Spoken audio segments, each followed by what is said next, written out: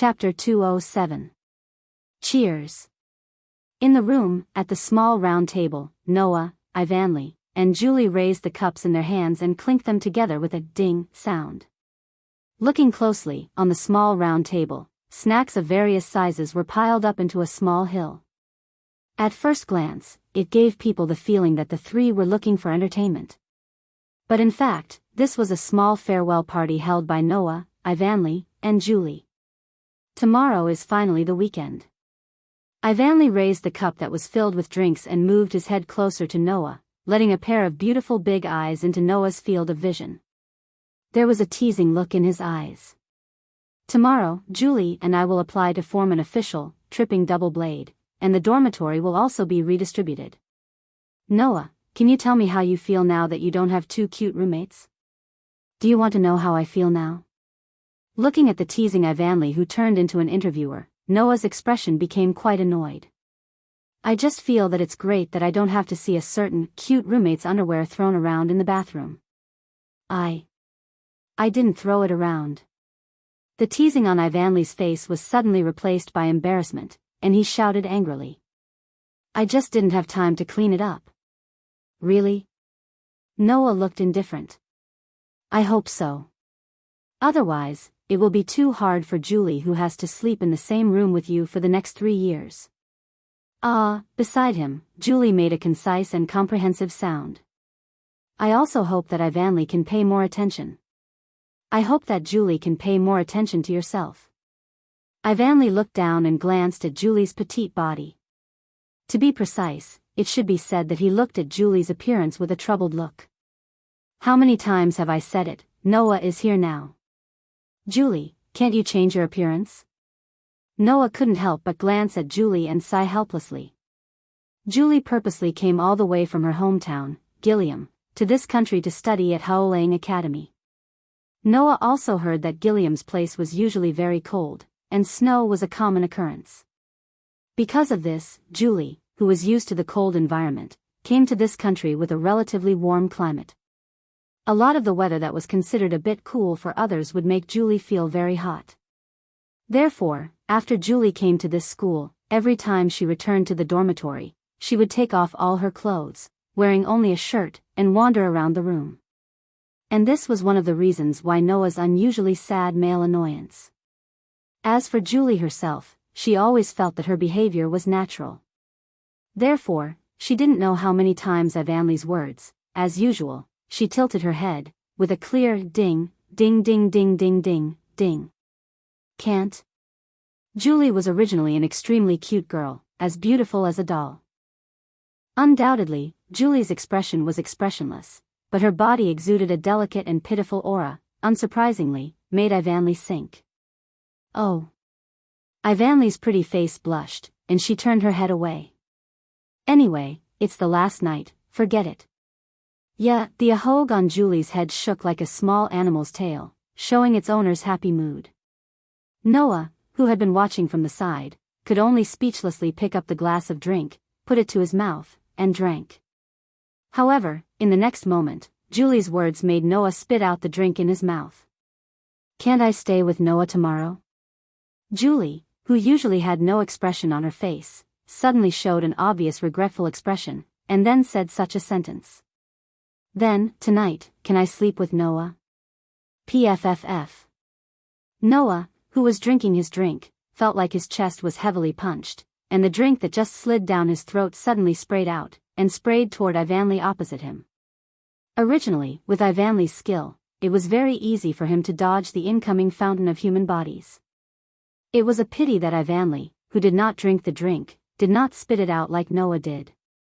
Instead, he stood rooted to the ground, his entire face drenched by the drink. The air in the room froze for a moment, and then suddenly exploded. Yes. I'm sorry. Ivanli. It was rare for Noah to be so flustered. He picked up Ivanli's handkerchief from the table and wiped Ivanli's face. He didn't know if it was Ivanli's or Julie's handkerchief. Ivanli, on the other hand, stood there dumbfounded, as if he was completely confused, and his face was messy as he smiled at Julie. Julie-chan, can you please repeat what you just said? Julie tilted her head in confusion. I want to sleep with Noah tonight, is there a problem? If it was a normal situation, Ivanley would definitely say, big problem, again, to the extent that the whole dormitory could hear it. However, Ivanley, who already had a preliminary understanding of Julie, knew that his common sense couldn't be used on Julie, even if it was useful. At that moment, Ivanley could only take a deep breath, force himself to calm down, and said earnestly. Julie-chan, about sleeping with Noah, don't you have any thoughts? Noah also wanted to say something to Julie, but based on past experience, if he spoke up, it might make things more difficult to deal with, so he simply didn't say anything, and let Ivanley handle it. Under the silent gaze of Noah and Ivanley, Julie lowered her eyes slightly. When I'm at home, I always sleep with my mother. So, although it's embarrassing to say it, in fact, if I sleep alone, I will feel very lonely. Is that so? Ivanley quickly said. But Julie-chan, don't you still have me to sleep with you? The clear color in Julie's pair of deep red eyes swayed. Sleeping with Ivanley reminds me of my mother, and sleeping with Noah reminds me of my father. With that said, Julie's beautiful eyes revealed a kind of nostalgia that made Noah and Ivanley speechless. When talking about her mother, Julie's eyes only had the kind of warmth that only a close family member would have. Whenever she talked about her father, Julie would often express an unusual feeling of reminiscence. Noah, who had been a little concerned about this, hesitated for a moment, and finally chose to ask. What about your father? Julie lowered her head. He passed away a few years ago. This time, Ivanley, who wanted to stop Julie, completely chose to remain silent. And Noah, who already had some guesses and was mentally prepared, pondered for a moment, raised his hand, and touched Julie's head. It seemed that Julie found a little bit of her father's shadow in Noah, so she subconsciously had feelings of nostalgia for Noah. This made Noah slightly change his mind. Noah touched Julie's head while scratching his cheek. If Julie doesn't mind, then tonight, let me sleep with you. Julie paused for a moment and then, her usually expressionless face revealed a very shallow smile. Ivanley, who finally reacted, was stunned for a moment, and after a while, he let out a cry of surprise. Hey hey hey hey hey. The soft silvery moonlight shone into the dark room, providing a faint light to the room that had already been turned off. At this moment, 3 people were squeezed together in the lower bunk of the 2-bunk bed. Hugh. Julie tightly clutched Noah's clothes, snuggled in Noah's arms, and fell asleep. Noah could only try his best not to notice the soft and delicate body in his arms, and the fragrance coming from her body, with a bitter face. And in the innermost part of the bed, Ivanley, who was sleeping on the other side of Julie, stared at Noah, as if he was guarding against theft, making Noah feel uncomfortable all over. Why do you have to squeeze in here? Noah's exasperated voice only caused Ivanley to put on a fake smile. Do you think I'll just watch the 2 of you sleep together and do nothing? Noah looked up at the bed board, unable to speak for a long time. Chapter 208. Everyone. Good morning.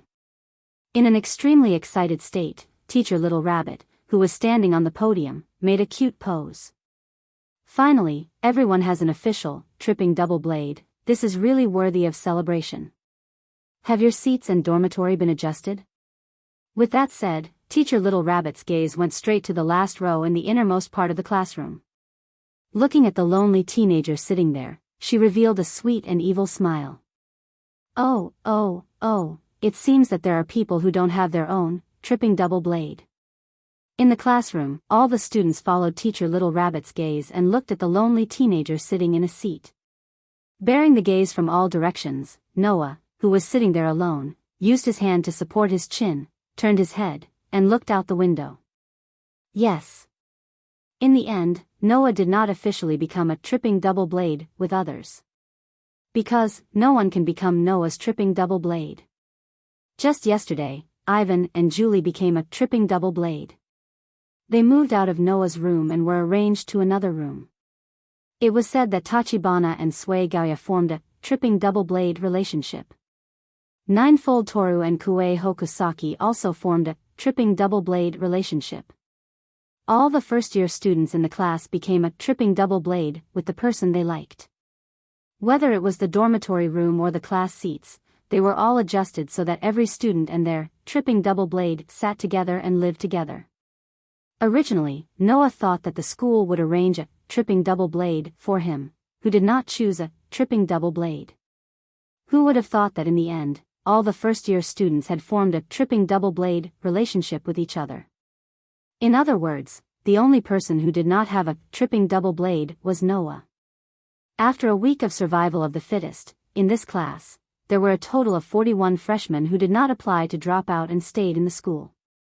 In groups of 2, there were a total of 20 groups of tripping double-blade in the class, but one person was left behind and could not form a team. This person was Noah. Even Noah did not expect that things would turn out like this. However, compared to being suddenly assigned a deskmate and roommate that he was unfamiliar with, this result made Noah feel much more relaxed. At the very least, Noah was alone in terms of his dormitory and seat. He could fully enjoy his personal space without worrying too much. Ivan and Julie sat in front of Noah. Alone? Ivan looked at the nonchalant Noah with the rest of the students and seemed a little worried.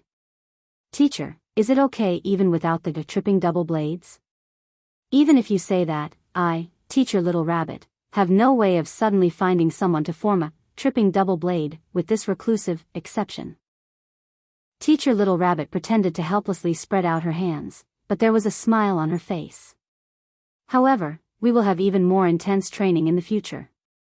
When that time comes, there will definitely be people who can't take it and apply to drop out. When that time comes, there will be people who will form a team with the exception."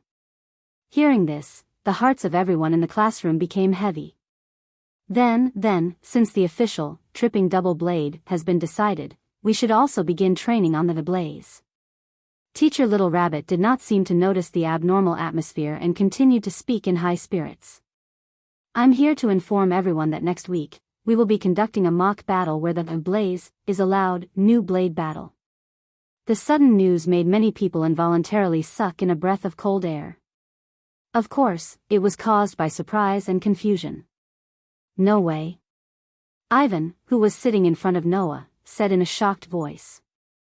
"They're going to fight right from the start?" Even Noah frowned, feeling helpless against this violent school.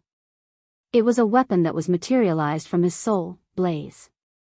Although it was a weapon with a simple structure under normal circumstances, since it was a weapon, it meant that it had the power to kill.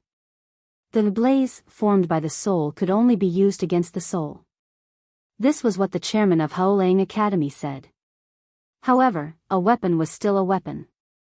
If one casually used it when it wasn't necessary, the impact would be relatively greater. Furthermore, blaze was a materialization of one's soul. There were still many secrets to it, so it wasn't appropriate to casually use it. Therefore, the Academy clearly stated that without permission, students were not allowed to casually use the blaze, otherwise they would be severely punished. However, Haolang Academy was an organization that cultivated combat skills and surpassers, so it was impossible for them not to target the surpassers, the greatest weapon, even if they were to use the blaze for training. The students present were already prepared to use the blaze at any time. However, they did not expect that they would directly use the blaze in a mock battle. Now, I will begin to explain the rules of the new blade battle. Everyone, perk up your ears. It's so nice. Teacher Little Rabbit put her hands on her head and made a rabbit's ear gesture. First, the schedule. It will be on Saturday next week, the day before Golden Week. The start time will be at 5 p.m., and the end time will be at 7 p.m. There will be a total of 2 hours, and the starting signal will be the sound of the clock tower. The location will be in the area north of the academy. Then, the opponent for the battle is. Teacher Little Rabbit's face showed an extremely joyful smile, and she raised a finger and said this sentence very happily. "Except for your tripping dual blades, everyone else is an enemy." Below, Noah's eyebrows suddenly raised. "Wait. Teacher. Ivanly immediately raised his hand and stood up. If that's the case, won't Noah be at a disadvantage without the tripping dual blades? Pulling, little sister ponytail, are you serious? Teacher Little Rabbit's eyes were already curved into the shape of a crescent moon. During the entrance ceremony, with the strength of a normal person, he beat up a rank 3, who had received several years of physical and mental training and battle technique training. Or a pair of tripping dual blades who had just started training for a week. Who is more at a disadvantage? Ivanly's breath stopped. Not to mention Ivanly, even the rest of the students in the class looked at each other in dismay. They all had a bitter expression on their faces. After hearing Teacher Little Rabbit's words, the crowd of students realized that even without the tripping dual blades, Noah was still an unbeatable existence. Not to mention his amazing martial arts skills and experience, even Noah's blaze, who was known as the exception, was a very thorny problem. After all, even if he was a surpasser, if he was only at the rank I level, he could only be considered a superhuman and not a real inhuman. At the very least, if one wanted to clearly see a bullet that was faster than the speed of sound, it was absolutely impossible to reach the rank 3 level. And in this kind of situation, in a contest between hot weapons and cold weapons, which side had the advantage, there was no need to ask, a normal person would know. Everyone knows that the Daybreak Star rune has ranks. Every year students will participate in the Ascension ceremony at the end of the semester. Those who have received sufficient physical and mental training will be able to successfully advance. Looking at the silent crowd of students, Teacher Little Rabbit said as if to encourage them. But, for the tripping dual blades who have achieved excellent results in the new blade battle, as a special reward, the school will give them a chance to advance. This sentence made the hearts of all the students become lively. Noah, who originally lacked interest in this so-called new blade battle, also had a light in his eyes as he straightened his back. If there was anything else that could arouse Noah's interest in staying in the school, other than feeling that he could get a clue about the world fragment, then it would be the Daybreak Star rune's ascension. Because that was the opportunity to let Noah's spirit and magic power be sufficiently improved. Although everyone would have such an opportunity at the end of the semester, whether or not they could successfully advance, the more opportunities to improve their strength, the better. Everyone thought so. Noah was naturally no exception. And Teacher Little Rabbit, who clearly saw Noah's performance, revealed a smile. Only, that smile was a bit sinister. Chapter 209. Most of today's classes were normal classes, and the training classes were in the afternoon. After class, as soon as the Chinese teacher walked out of the classroom, Ivanly impatiently turned around and slumped on the table in front of Noah with a melancholy expression. Undoubtedly, we've just decided on the tripping double blade, and now we're going to have a blaze mock battle. This school is really tormenting people. Is that so? Noah shook his head and said. I feel that more actual combat would be more effective in increasing our strength. Before Ivanly could reply, a stern voice sounded. That's right. Following this voice, Noah, Ivanly, and Julie were surrounded by Tachibana and Suigaoya. I think that the school also feels that actual combat would be more effective in increasing the strength of the students, right? Tachibana agreed with Noah's statement.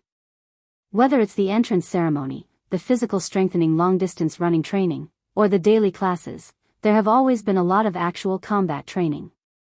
Therefore, now that we're starting to teach how to use blaze, it definitely can't be separated from actual combat. Ever since they entered the school, until now, until the announcement of the new blade battle, Noah and the others had never experienced using blaze before. Now, the class on how to use blaze was finally about to begin. With how ridiculous the school had always been, it wasn't hard to imagine that they would let everyone participate in a mock battle with blaze right from the start. Even so, I still hope that the school can give us some time to get used to blaze. Suigaoya said with a nervous expression. The school forbids students from using blaze, and since entering the school, we haven't had any classes related to blaze. I haven't even used my own blaze before, so I don't know how to use it. During the entrance ceremony, only those who had defeated their opponents could enter the school. That was the only time the people present had used their blaze fang.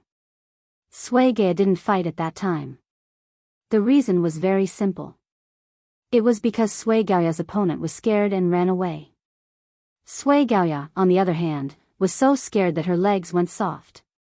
In the end, she didn't manage to escape in time and ended up staying behind.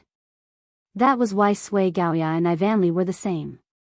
Both of them had passed because they had lost their opponents, so they hadn't really used their blaze yet. As for me, I've learned Sword Dao before. However, Ivanli's tone was rather relaxed. Although I haven't used blaze before, my blaze is also a sword, so there shouldn't be any problems using it. My blaze is also a type of weapon that I've often used in the past. Orange Bar smiled steadily. So, I don't have any problems using it. Julie opened her mouth slightly and only said this one sentence. There are no barriers to use it. Ivanli, Julie, Tachaba, and Suigaya all turned to look at Noah. Why are you looking at me? Noah rolled his eyes. Don't tell me you guys think that I don't even know how to pull the trigger? The group of girls looked at each other. Other than Julie, they all laughed bitterly.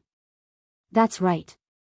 For Noah, whose blaze was a revolver, even if he wasn't very familiar with his blaze, he should still know how to pull the trigger. Facing a real gun, even if he only knew how to use it at this level, it would still bring an unimaginable threat and pressure to the group of students. That's great. Suigaya couldn't help but murmur. If only I had the experience of using blaze, that would be great. This time is different from the entrance ceremony. Even if you fail, you won't be kicked out of the school. Orange Bar comforted her. So, yeah, you don't have to be too stubborn. After all, you can start using blaze after school. You can get used to it when the time comes. From today until the start of the new blade battle, as long as the first grade students applied, they could use blaze in the school after school to practice. Therefore, even if they didn't have the experience of using blaze until the start of the new blade battle, and even during the process, there would be plenty of opportunities to use blaze. But Suigaya's expression was still uneasy. I'm not good at fighting, it's okay. Orange Bar tried to calm Suigaya's uneasiness.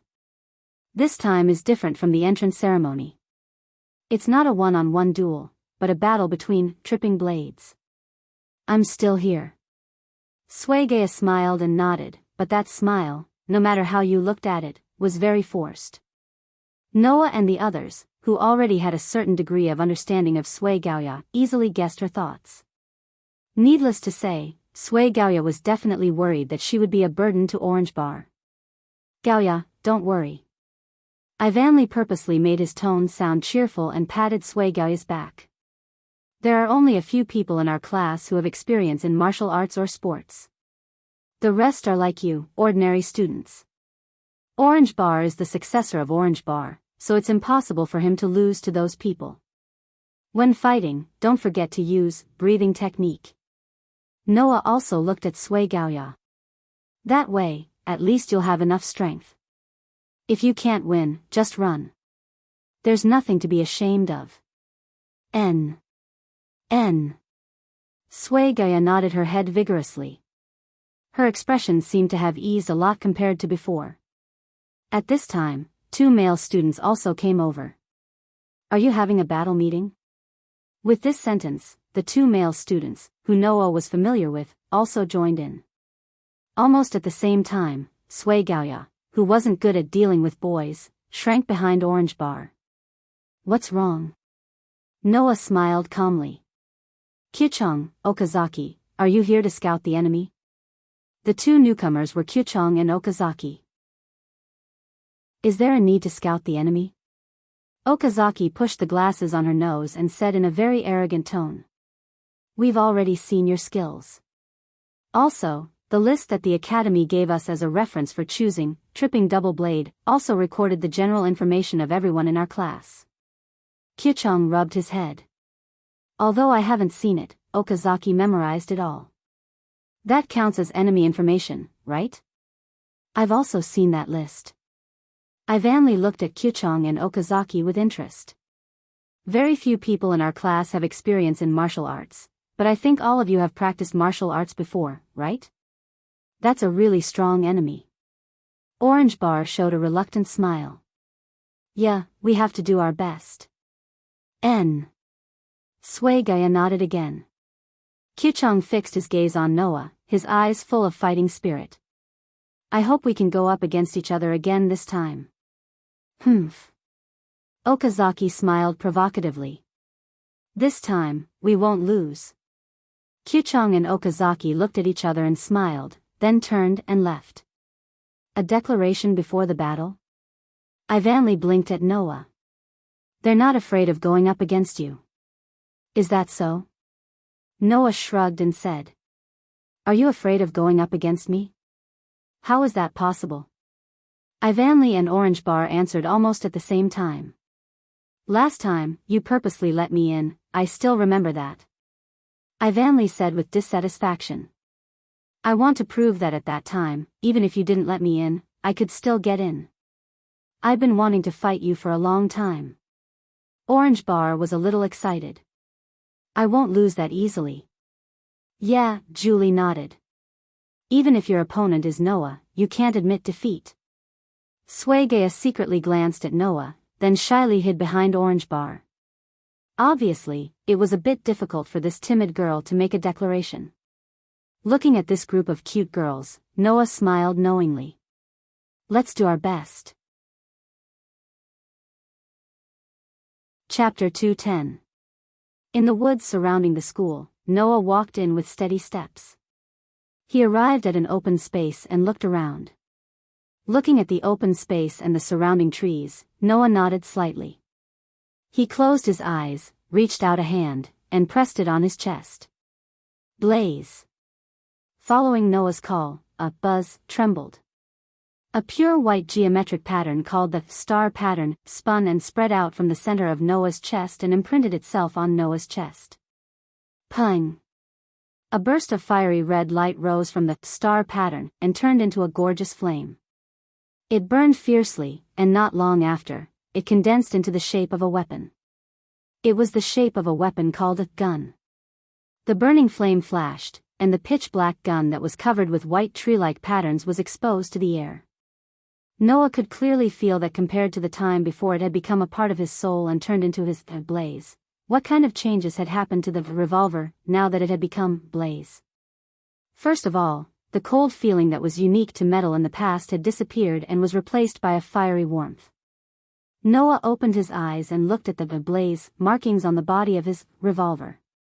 He stroked the white markings and carefully experienced the feeling of the gun in his hands. It was completely different from before. In the next second, Noah suddenly raised the gun in his hand and aimed the revolver muzzle at a tree. Pung! The moment he pulled the trigger, the gunshot rang out. The pitch-black bullet formed by mental strength pierced through the air and directly landed on the tree trunk. Pung! Suddenly, the sound of an explosion shook the air. On the tree trunk that Noah's blaze was aimed at, wood chips flew everywhere, and a huge hole the size of a wash basin appeared on top of it. The power was terrifying. Looking at the huge hole in the tree caused by his revolver bullet, Noah tightened his grip on the gun. After a while, he let out a sigh of relief. It's still all right.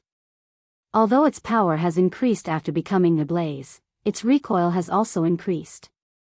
This requires the user to have greater arm strength to use it. However, with the arm strength of Stage I, it shouldn't be a big problem to use it. After becoming Noah's blaze, the revolver, that was originally comparable to an anti-tank sniper rifle's power had indeed increased, making this gun that was specially modified for power became even more terrifying. Of course, as the power increased, so did the recoil. If one wanted to use this gun, it wasn't strange that the required arm strength would increase. However, since Noah's arm strength was only comparable to that of an ordinary level 1 after going through the limitation, he could still use it normally. After confirming this, Noah let out a sigh of relief. Without the limitations of bullets, and with sufficient arm strength, the revolver no longer had any shortcomings. Compared to the simpler blaze of the other surpassers, this blaze had too many advantages. After confirming the status of his blaze, Noah did not continue to stay here and walked out of the forest. Noah also had another blaze, knight's sword. There is only one human soul. Therefore, there was only one surpasser's blaze fang. Noah's situation was different from the other surpassers. Under a freak combination of factors, he had two blaze fangs. Noah did not intend to reveal this point. The appearance of the revolver, a complex blaze that shouldn't have appeared, had already made Noah extremely eye-catching. Not to mention, he had also gained the title of exception. Noah did not want to show that he was different from others. Therefore, the blaze of the revolver turned into a flame in Noah's hand and disappeared on the spot. After walking out of the forest, Noah, who was about to walk in the direction of the dormitory, suddenly saw a person running in his direction. It was a girl with a delicate face, wearing a gymnastic uniform. She was rhythmically adjusting her breathing while trying to run in Noah's direction. Noah immediately stopped in his tracks and looked over in surprise. Sui Gao? Perhaps because she heard Noah's voice, Sui Gao, who was running, raised her head and met Noah's gaze. A trace of surprise appeared on her face. Noah. Noah classmate? She did not know if it was because she was too surprised, but Sui Gao's footsteps were unsteady. She turned, screamed, and fell forward. Hearing Sui Gao's exclamation, Noah, who reacted, immediately dodged and pounced over without hesitation to catch Sui Gao, who was falling down. Hey, hey, hey, be careful. You little girl, why are you so clumsy? Sui Gao also noticed that she was being hugged by Noah, who had caught her when she fell. At that moment, her entire face turned completely red, and even her ears turned red. Before Sui Gao came to Haolang Academy, she was a girl's student. Naturally, in a situation where everyone around her was of the same sex, Sui Gao did not have many opportunities to come into contact with the opposite sex. Today was definitely the closest Sui Gao had ever come to the opposite sex. If it were in the past, Sui Gao would definitely be extremely flustered at this time. But for some reason, in Noah's arms, Sui Gao unexpectedly found that she did not feel the slightest bit repulsed. Instead, she missed it very much and wanted to stay like this forever. Incredible. It was really incredible. For Sui Gao, who was so close to the opposite sex for the first time, such an experience was really inexperienced and did not understand anything. It was natural that she would feel it was incredible. On the other hand, looking at Sui Gao, who suddenly hid in his arms and did not speak, Noah's body also froze there. This girl, why didn't she get up? This made Noah unable to continue hugging her. Even his expression and voice became a little awkward. Sui Gao. Aren't you getting up? Sui Gao, who was awakened by Noah, instinctively nodded. Immediately, she reacted and her pretty face turned completely red. Then, she realized what she had just done and involuntarily pushed Noah away. Her face was so red that it was almost dripping blood. She stepped back step by step and finally cried out. I'm sorry. Sui Gao, who inexplicably apologized, ran away as if she was escaping. Wait. Noah was shocked and hurriedly chased after her. On the way back to the dormitory, Sui Gao kept her head down. Her face was so red that it was as if it was on fire. She did not dare to raise her head to look at Noah beside her. Moreover, she kept a subtle distance from Noah. Noah's expression was also a little awkward. For a moment, he did not know what to say. He subconsciously chased after her, but in the end, he was greeted with such an uncomfortable atmosphere that Noah wanted to run away several times. But if he ran away like this, it would be as if he was deliberately hugging Sui Gao. Noah held on tightly, and only then did he walk with Sui Gao in the direction of the dormitory. Noah, who felt that this could not go on, could only open his mouth awkwardly and change the topic.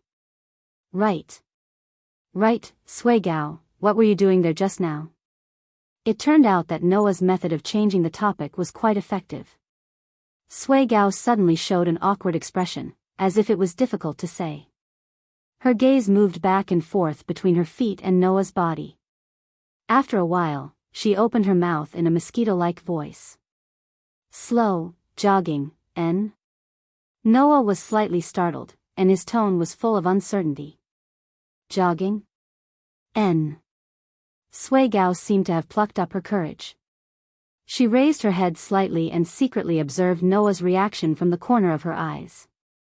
Recently, I've been running about 20 kilometers every day. Hearing this, Noah was a little surprised. Chapter 2:11. Run 20 kilometers every day? Looking at Sui Gaoya, who seemed to be in a difficult position, Noah couldn't help but open his mouth. Do you still insist on running 20 kilometers every day after having to run 40 kilometers in the physical enhancement course? Noah was indeed very surprised. After all, ever since Sui Gaoya, who wasn't good at sports, fainted on the first day of the physical strengthening class, this weak-hearted girl had a gloomy expression on her face every day. It wasn't an exaggeration to say that she was afraid of these classes as if they were ghosts. But now, Sui Gaoya actually said something like this. How could Noah not be surprised? Maybe it was because she knew that what she said was very inconceivable, so Sui Gaoya showed a difficult expression. If I want to use my blaze, physical strength is a must. Sui Gaoya explained in a mosquito-like voice. So, in order to increase my physical strength, I want to work a little harder. You need physical strength? Noah couldn't help but touch his chin. Last time, in the list provided to the students to choose the tripping double blade, as a reference, Sui Gaoya's blaze was also written in it. Noah only confirmed the blaze of Ivanli, Julie, Tachibana, and Sui Gaoya. The rest of the students were all omitted. So, when he thought of Sui Gaoya's blaze on the list, Noah was relieved. No wonder, recently I felt that your performance in the physical strengthening class was getting better and better. So it was because of this? Recently, Sui Gaoya was already able to use the breathing technique taught by Noah and shorten the time of a 40-kilometer run to half an hour. Originally, Noah thought that Sui Gaoya was gradually mastering the breathing technique, allowing her breathing to become more precise than before and allowing her physical strength to recover faster. He didn't think that there was actually a private reason for her to work hard. Thinking of this, Noah chuckled. Not bad, Sui Gaoya. Knowing how to work hard is a good thing. Ah. N. Sui Gaoya's pretty face slightly reddened. She lowered her head and started twirling her fingers. That's all because of Noah. N? Noah said with a puzzled expression. What does your hard work have to do with me? Because, if it wasn't for Noah classmate helping me, I might have already given up on staying here and left the school. Sui Gaoya revealed a slightly lonely expression. Actually, whether it's in learning or sports, there have always been a lot of things that I'm not good at. In my previous school, the people next to me were also better than me. It even made me wonder if I was a superfluous existence. So, when someone told me that I have the adaptability of the Daybreak Star rune, that only 1 in 1,000 people has, I was really happy. But after coming to this school, I realized that even if I have talent that others don't have, compared to the people around me, I'm still very useless. Sui Gaoya's head was so low that no one could see her expression. But after a while, she raised her head and smiled shyly. Just when I was about to give up, Noah classmate stood up and saved me, giving me the strength to continue staying here. Saved. Noah was silent for a while, and then directly laughed bitterly. You're making it sound a bit serious. I just thought that since we know each other, it would help you if I could. For me, that's just a small matter, so you can feel grateful to me. But if you say that you're so grateful, I feel that you're thinking too highly of me. Maybe, for Noah classmate, it really is a small matter, but for me, it's saving. Sui Gaoya shook her head vigorously, her eyes finally meeting Noah's for the first time. I'm really very happy that you were able to stand up and help me. Moreover, you also gave me the strength to become stronger. I'm really very grateful to you. The breathing technique was not only used to restore physical strength and increase endurance. In fact, if one thought about it carefully, it was very easy to understand the true use of the breathing technique. As previously said, running was the simplest and most effective way to increase physical strength. If one wanted to increase their physical strength, as long as they could continue to run, sooner or later their physical strength would be fully grown. With the help of the breathing technique, Sui Gaoya's physical strength recovery speed became faster, and she was able to persist in running for a longer time. And with enough time to train, why would one worry about their physical strength not increasing by a large amount? Sui Gaoya could now shorten the time of a 40-kilometer run to 1.5 hours. This was the proof. Clearly understanding this point, Noah could only faintly sigh, and revealed a smile to Sui Gaoya. Since it's like this, then you have to continue to work hard. Don't let others surpass you. N. Sui Gaoya first nodded her head blankly, but after she reacted, she repeatedly nodded her head. I'll definitely work hard. Saying this, Sui Gaoya once again lowered her head with a hesitant look. After a while, she spat out a word, letting her small voice drill into Noah's ears with difficulty. Yeah, N? Noah looked at Sui Gaoya in a daze. What? Yeah. Sui Gaoya's pretty face was slightly red as she said. I hope you can call me by my name. Call me. Yeah. After finally understanding Sui Gaoya's meaning, Noah couldn't help but laugh, but his answer was unusually straightforward. Then in the future, don't call me Noah classmate, just call me Noah. Sui Gaoya slowly raised her head, and a relieved smile appeared on her adorable face. She nodded her head vigorously. N. Looking at the bright smile on Sui Gaoya's face, Noah also couldn't help but smile. When they first met, the timid Sui Gaoya, who was unwilling to make eye contact with Noah, only daring to timidly hide behind others, secretly observing Noah, was like a phantom, disappearing from Noah's mind. Neither Noah nor Sui Gaoya noticed. The subtle distance between the two at the beginning, unknowingly, had long been occupied by the two figures. At night, sitting in front of the small round table, Noah, who was drinking a cup of hot tea made by himself, looked around. Room, still the same room. Dormitory, still the same dormitory. Even the layout, still the same layout. However, in the closet, all the clothes that didn't belong to Noah had disappeared, and the luggage and belongings of the two girls who lived here not long ago also disappeared. The only things left were Noah's own things. Ivan and Julie, who had formed a formal, tripping double blade, moved out of this room without any accident. To be honest, Noah felt relieved because he didn't have to continue to endure and suffer mentally, but at the same time, he also felt a little lonely deep in his heart. The two friends who had been living in the closest place to him left just like that, excluding all kinds of troubles. It was natural for him to feel lonely. Until now, Noah realized that he wasn't as happy about Ivan and Julie leaving as he thought he was. However, that's also something that can't be helped. Noah muttered to himself as if he was comforting himself. However, when he realized that it was useless, he patted his face and pulled himself together. He raised the cup in his hand and finished all the tea in it before standing up. Let's go to sleep. With that said, Noah was about to turn off the light and get into his bed, but suddenly, there was a knock on the door. N? Noah stopped and shouted out reflexively. Who is it? The moment his voice reverberated, a silent atmosphere enveloped the entire dormitory. Until 3 or 4 seconds later, a voice sounded slightly. Yeah. With such a simple word, Noah understood who it was. Except for Julie, no one would use such a word as a response. Immediately, Noah hurried to the door and opened it. The next moment, the petite silver-haired girl's figure was imprinted in Noah's eyes. The moment he saw Julie standing at his door, Noah couldn't stay calm. Because, as always, Julie only wore a white shirt and hugged a pillow. Chapter 2:12. Looking at the beautiful silver-haired girl in front of him wearing only a white shirt, hugging a small pillow, her 2 white thighs directly exposed to the air, Noah almost subconsciously reached out, pulled Julie into his room, and closed the door. Bang dash. The loud sound of the door closing suddenly sounded, and it also woke up Julie, who was pulled into the room because she couldn't react in time.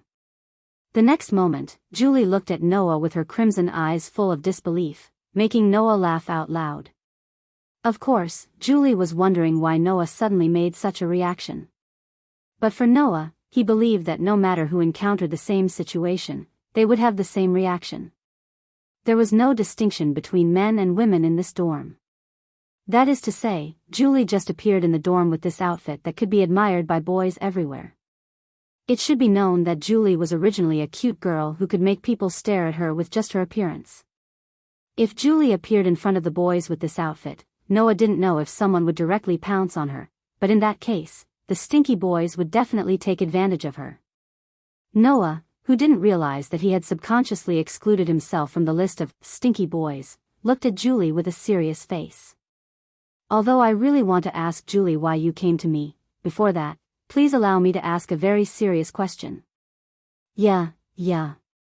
Julie, who was overwhelmed by Noah's imposing manner, answered in a daze, and the ahog on her head trembled. Please, ask. I hope you answer honestly. Noah said with a serious face. On the way here, did you meet anyone? Julie suddenly tilted her head, and the bell immediately shook, making a ding-ling sound. Then, Julie answered honestly. My room and Ivanley's room is not far from here, so, we didn't meet anyone. It made sense. Julie was so cute. Her appearance at the entrance ceremony and when she entered the class had caused a commotion. If Julie's outfit was seen by the boys, there would definitely be an unimaginable commotion. Looking at how calm everything was now, Julie's outfit shouldn't have been seen by anyone. Thinking of this, Noah couldn't help but breathe a sigh of relief, making Julie still look at him in disbelief. What happened? No, it's nothing. Please don't mind it. Noah laughed dryly and then showed a puzzled expression. But, Julie, why are you looking for me at this time? The moment he said that, the ahog on Julie's head trembled again. Undoubtedly, her cute face didn't change at all. She still lacked emotions, but in that instant, Noah felt a sense of pity for her. Immediately after, Julie slightly lowered her head and said such a sentence. Without Noah in the room, I feel a bit lonely. Lonely? Noah scratched his cheek uncomfortably. But isn't there still Ivan? Yeah, Julie nodded her head lightly and stared at Noah without letting go. But, lonely is still lonely. Okay. Noah, who was worried that he would be defeated under Julie's gaze, could only avoid Julie's burning gaze. He glanced at the pillow in front of Julie, and a thought emerged in his mind that made him not know whether to laugh or cry. You're not planning to come over and sleep with me, right? Yeah, this time, Julie's entire body emitted a pitiful aura, as if she was a little animal that was afraid of being abandoned by its owner. She stared straight at Noah. Can't I? If possible, Noah really wanted to answer no. But, if there was someone in this world who could be so cruel to give such an answer at this time, Noah would be very impressed. At least, Noah was defeated in an instant, and he bitterly smiled. Only this time. Yeah, the ahog on Julie's head shook like a tail. Not long after, the lights in the dorm went out. Good night, Noah. Good night, Julie. Almost at the same time, Noah and Julie said good night to each other. Although Julie's voice and expression didn't change from beginning to end, Noah heard a trace of lightness in it. Obviously, Julie's mood was very good. Noah couldn't help but recall the time when he was still in the world of the Black Bullet, those children who were still so innocent and cute despite being ostracized, and Xiaoshi and Tina, who often crawled into his bed. He reached out and patted Julie's head. And this also seemed to make Julie want to be closer to Noah. She tightly grasped Noah's sleeve, buried her head in Noah's arms, and whispered in a somewhat lonely tone. Daddy's smell. Is it? Noah's hand that touched Julie's head became more gentle. This was a child who yearned for love. Even if she had extraordinary looks and extraordinary strength, she still stayed in this dangerous school. This girl who never showed her feelings on her face didn't really have feelings in her heart. It should be said that it was the opposite, right? Therefore, the only thing that was consistent in Julie's appearance was probably her childish appearance, which fully expressed that this girl was still a child who needed love. So, without thinking, Noah said, "If you want, you can come to me at any time." Julie raised her head from Noah's arms and looked at Noah's eyes with a stunned expression. Only then did Noah realize what he had said and hurriedly added, "It's only allowed when you feel very lonely, Julie, do you understand?" Julie, who understood Noah's meaning, a pair of deep red eyes became bright in the darkness, and as if expressing gratitude, she hugged Noah tightly. "Ah, I'm so happy." On the other side, Noah, who was hugged by Julie, finally felt Julie's small but soft chest and the fragrance that became more intense due to the close contact. His body stiffened. At this time, Noah began to regret his words. In this way, the troubles that finally left Noah also returned, telling Noah that his life was still destined to be full of turmoil. However, at the same time, the faintly discernible loneliness also disappeared. Noah and Julie, who slowly fell into a deep sleep, had long forgotten. They forgot a person. Early morning, before waking up from his sleep state, Noah felt a dangerous aura lock onto him. At this time, Noah quivered and woke up, fiercely opening his eyes. However, a black shadow occupied Noah's entire field of vision, and let out such a voice. "You're enjoying yourself, Noah." Hearing this voice, Noah's mouth slightly opened, his face stiff as he raised his head and looked at the face of the black shadow. Brown waist-length hair was tied into a long ponytail, hanging naturally behind her.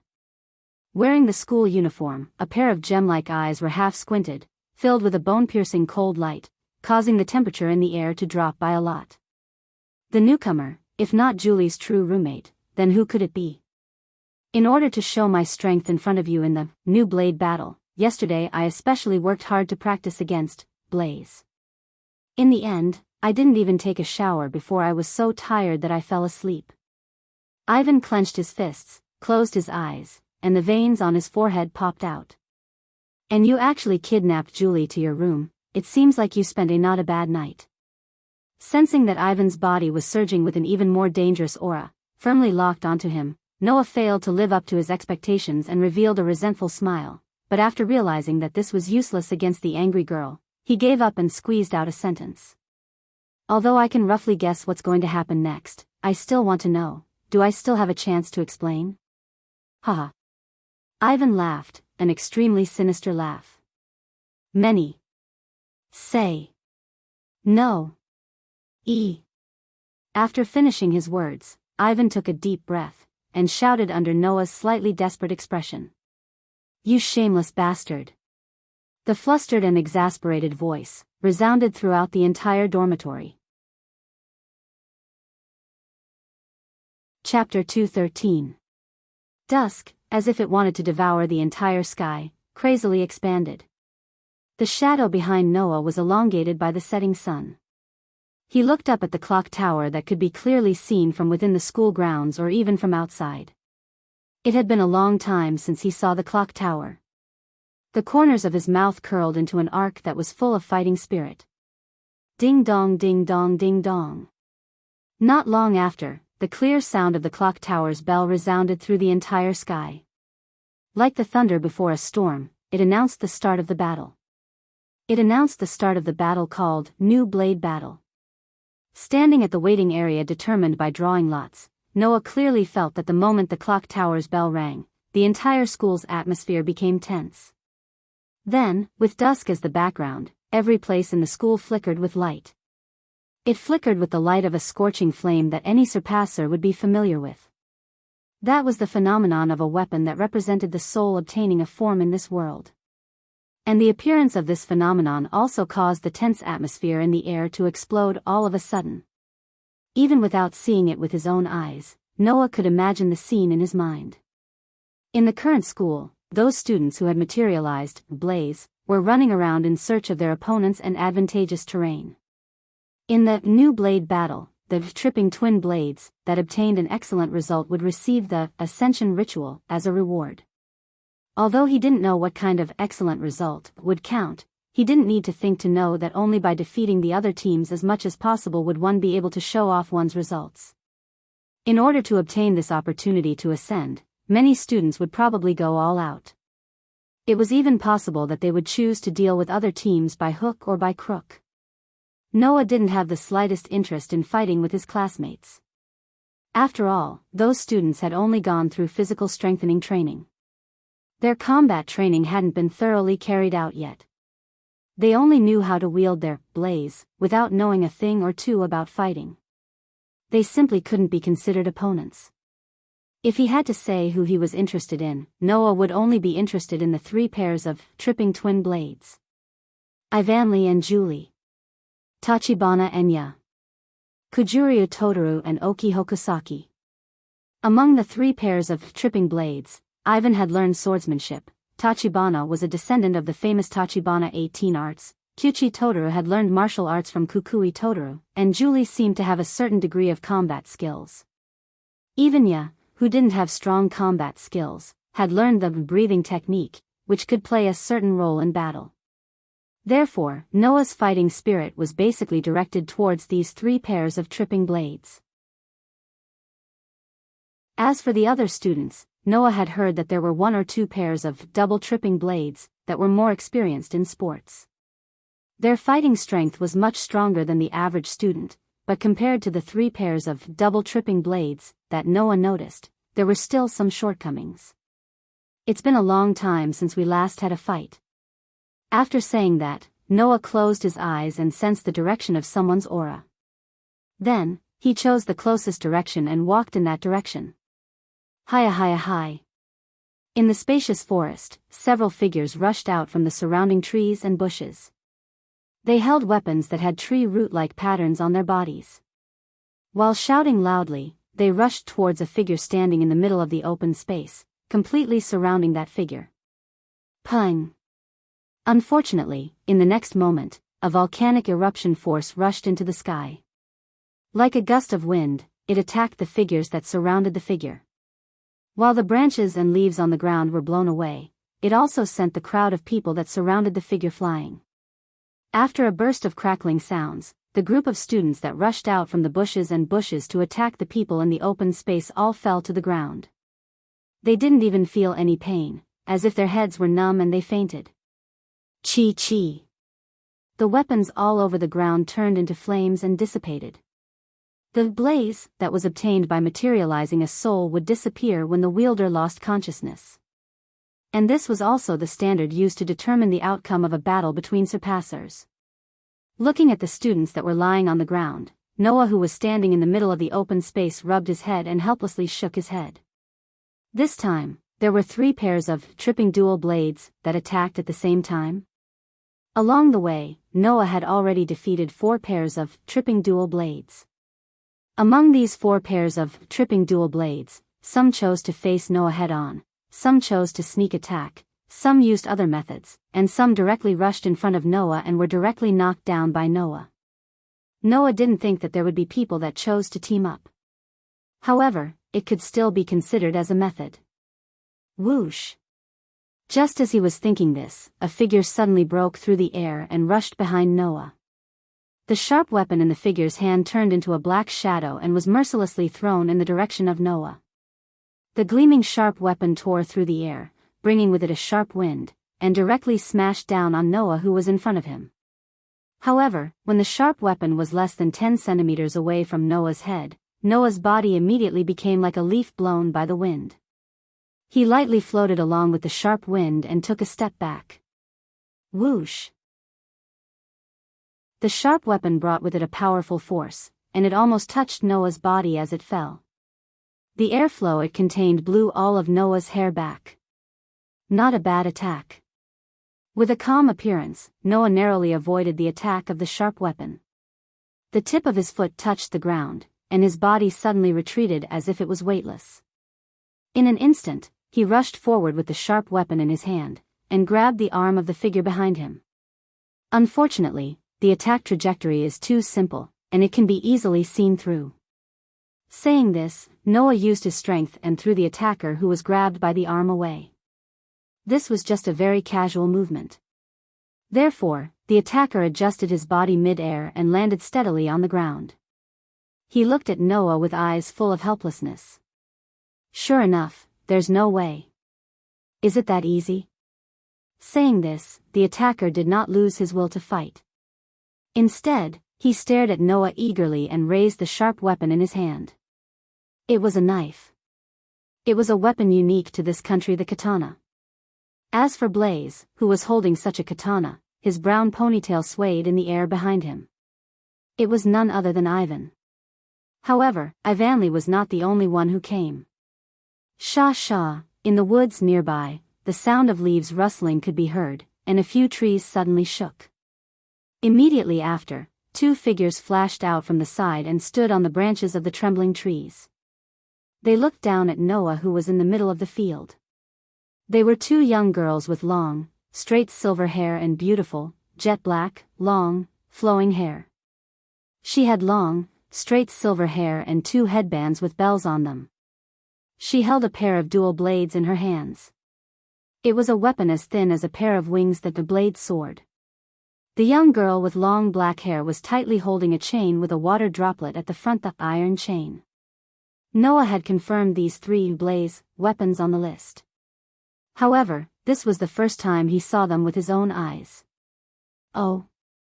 Looking at the three beautiful girls who were standing in a triangular formation, one on the ground and two on the tree, all of them aiming their weapons at him, Noah smiled. I didn't expect that you guys would join hands. We met on the way here. Tachibana, who was holding the iron chain, looked at Noah and pretended to smile casually. That's why we decided to form the alliance against Noah. Although Tachibana and I wanted to fight you one-on-one, as expected, we should join hands this time. Ivan revealed a sly expression. After all, we don't want to lose too badly. Yeah, Julie also raised her blade sword, her eyes full of seriousness. Because Noah is very strong. After saying this, the three girls suddenly looked at each other, and all of them took a step forward and threw themselves at Noah. Chapter 2:14. Pung. Amidst the three low and deep voices that sounded in unison, the two delicate figures standing on the tree branches gently pressed against the tree branches, transforming into black shadows that rushed down like bats hunting for their prey in the dark night. The only one standing on the ground, Ivanli, also flashed out in a short moment, like a meteor, directly in front of Noah. Noah raised his eyebrows when he saw that the three young ladies had all closed in on him in an instant. He suddenly clenched his fist tightly, and with a twist of his elbow, a whirlpool-like airflow rapidly agglomerated on Noah's fist. He viciously smashed it down on Ivan's figure, who had appeared in front of him first. The sharp wind contained in the fist directly tore through the air. Feeling the sharp sound of the wind breaking from the top of his head, although Ivanli's face changed, he did not lose his calmness. He suddenly raised his arm, and the katana in his hand immediately flashed an arc of light, and heavily chopped towards Noah's incoming fist. Blaze is a strange weapon that only causes damage to the soul, and does not cause direct damage to the human body. With such a point of view, Ivanli did not have the slightest intention of mercy, and forcefully raised his katana, and forcibly collided with Noah's incoming fist. Clang! The sharp katana directly collided with the fist, and unexpectedly, there was a sound of steel colliding with steel. Ugh! And at the intersection of the two, the powerful force that surged from Noah's fist slightly pressed Ivanli's body with the katana, making Ivanli let out a slight groan. Noah still maintained his indifference, the corner of his mouth curved, his left hand clenched into a fist, and struck out like lightning, and suddenly stopped when it was less than half a meter away from Ivanli's chest. However, Noah's fist stopped, and under the guidance of the fist, the impact of the wind on Ivanli's body did not have the slightest intention of stopping. It turned into an invisible airflow, and without a trace, rushed into Ivanli's body, and then exploded in front of Ivanli. Dong! Goo! Ivanli let out a second muffled groan, as his body was forced back a few steps by the force of the explosion. And at this time, as if to replace Ivanli's attacking position, Julie, whose speed was much faster than Orange Bar, turned into a silver shadow, and rushed towards Noah while Ivanli was retreating. However, no matter what kind of surprise attack it was, under Noah's powerful perception ability that ordinary people did not have, no matter how fast the attacker was, they could not escape Noah's perception. At that moment, Noah once again slowly clenched his fist, without the slightest fanciness, and without any technique, he raised it and directly blasted it. It was a move without the slightest bit of fancy, but it made Julie's cute face tense up. She raised the blade in her left hand, and a cold light flashed on the blade. As Julie suddenly swung it, it cut through the air and collided with Noah's incoming fist. Ding! Following a soft sound, the already thin blade sword suddenly surged with a force like a volcanic eruption, causing Julie's sword-wielding hand to go numb. Her diving figure seemed to have been pushed away as she was sent flying backwards. On the other hand, Noah's body only trembled, but his feet did not move at all. Obviously, in a competition of pure strength, Julie's petite figure was not just a little bit weaker than Noah. However, Julie, who had stabilized her body, was like a silver wolf ambushing an ambush. With a sound of breaking wind, her feet quickly touched the ground, and her body was like a ghost, constantly flashing around Noah's body. The blade in her hands occasionally brought about a burst of brilliant sword light, creating a sharp, chong-chong sound of cutting. She danced like a storm of swords, enveloping Noah's entire body. Oh! Noah, who had not seen Julie's strength before, was slightly surprised that Julie was able to continuously attack with her sword. He did not choose to meet force with force, and instead, his feet touched the ground, and his body nimbly flashed left and right within the sword curtain, retreating. With Noah's current body strength, which was only equivalent to rank I, it was impossible for him to meet weapons like the katana and the blade head-on. The reason why he was able to meet force with force and force back the katana and blade was mainly because the blades did not directly harm the body, but only the soul. Therefore, even though Noah's use of his fist to block Ivan's katana and Julie's blade seemed very powerful, in reality, Noah really did feel that his soul was being attacked. It was as if his head had been heavily knocked, causing his vision to spin. Speaking of pain, it wasn't that painful, but it was as if one's consciousness had been disturbed, causing a feeling similar to motion sickness, which was very uncomfortable. Noah didn't want to be hit by the blaze that could deal such damage again. If that happened, he might really lose the battle. Choke. However, Julie didn't want to let Noah go. The blades in her hands were like two rotating windmills, and they fiercely chopped at Noah. Thus, the scene of a silver whirlwind of blades chasing after a pitch-black figure appeared in the vast open space. Under such circumstances, Julie's speed became faster and faster. As time passed, the silver blade whirlwind turned into a silver blade storm, slicing the leaves that landed on it into halves. However, at a certain moment, Noah's gaze suddenly focused. His body moved, and like a bolt of lightning that escaped from a storm, he flashed through the air and appeared on Julie's left. Raising his palm, Noah's hand blade carried a sharp force, and forcefully chopped at Julie's wrist, who didn't have time to react. Paw! With a smacking sound, Julie let out a small cry of pain. Her blade couldn't help but fall out of her hand, spinning and landing on the ground not far away. You're really fast, Julie. Noah's voice drilled into Julie's ears as her eyes rippled with emotions. Only, your attack is too light. It's too easy for others to see through it. The moment he finished speaking, Julie only saw a blur in front of her eyes. Noah, who was just on her left, spun like a top, his feet sliding in a semicircle. In front of Julie, he spun to her back. Immediately after, the hand blade in his other hand was raised, and heavily fell towards the back of Julie's neck. If she was hit, Julie was afraid that she would be the first to fall in front of Ivan and Tachibana, just like Dajia. Shio! Just as Noah's hand blade was about to land on Julie's neck, a ding-ling-ling sound was mixed with a sharp piercing sound. It rubbed against the atmosphere, and like an arrow, it fiercely shot towards Noah's direction. It was a black shadow. A black shadow formed by the iron chain. Like a viper waiting for an opportunity to move, in a breath's time, the iron chain, swept in front of Noah. Noah's hand blade that was chopping towards the back of Julie's neck was completely sluggish. The tip of his foot touched the ground, and he fiercely retreated. In the next moment, the iron chain, that was faintly covered in a layer of faintly discernible flames, flashed like lightning. With a blazing wind, it descended from above and landed on the ground. Paw! Amidst the sound of a whip hitting the ground that was heavily hit by the iron chain, cracked, and a pitch-black pattern that looked like it was forcibly crushed by a tire that suddenly braked. Noah, who was retreating, subconsciously looked in the direction of the iron chain, and then he saw it. Standing on a tree trunk, Tachibana, who was pulling the end of the iron chain in his hand, shouted as he forcefully pulled back his iron chain. Now! The moment Tachibana's shout fell, a figure holding the hilt of a katana appeared behind Noah. As if waiting for Noah for a long time, he raised his katana and fiercely chopped towards Noah, who was retreating in his direction.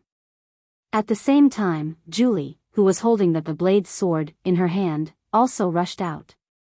Her silver hair swayed, and in the blink of an eye, she rushed in front of Noah. The blade sword and Tachibana, one in front and one behind, brought about a cold arc of light, and violently chopped towards Noah's chest and back, like a pincer attack. Chapter 2:15.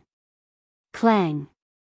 The fragmented blade sword and Tachi drew out a long sword light as they chopped towards Noah from the front and back. Feeling the sharp gale created by the fragmented blade sword and Tachi, which were like sharp blades pressing against his chest and back, Noah's deep and dark eyes couldn't help but reveal a hint of admiration. It had only been a week since the official, double-tripping blade sword had been formed.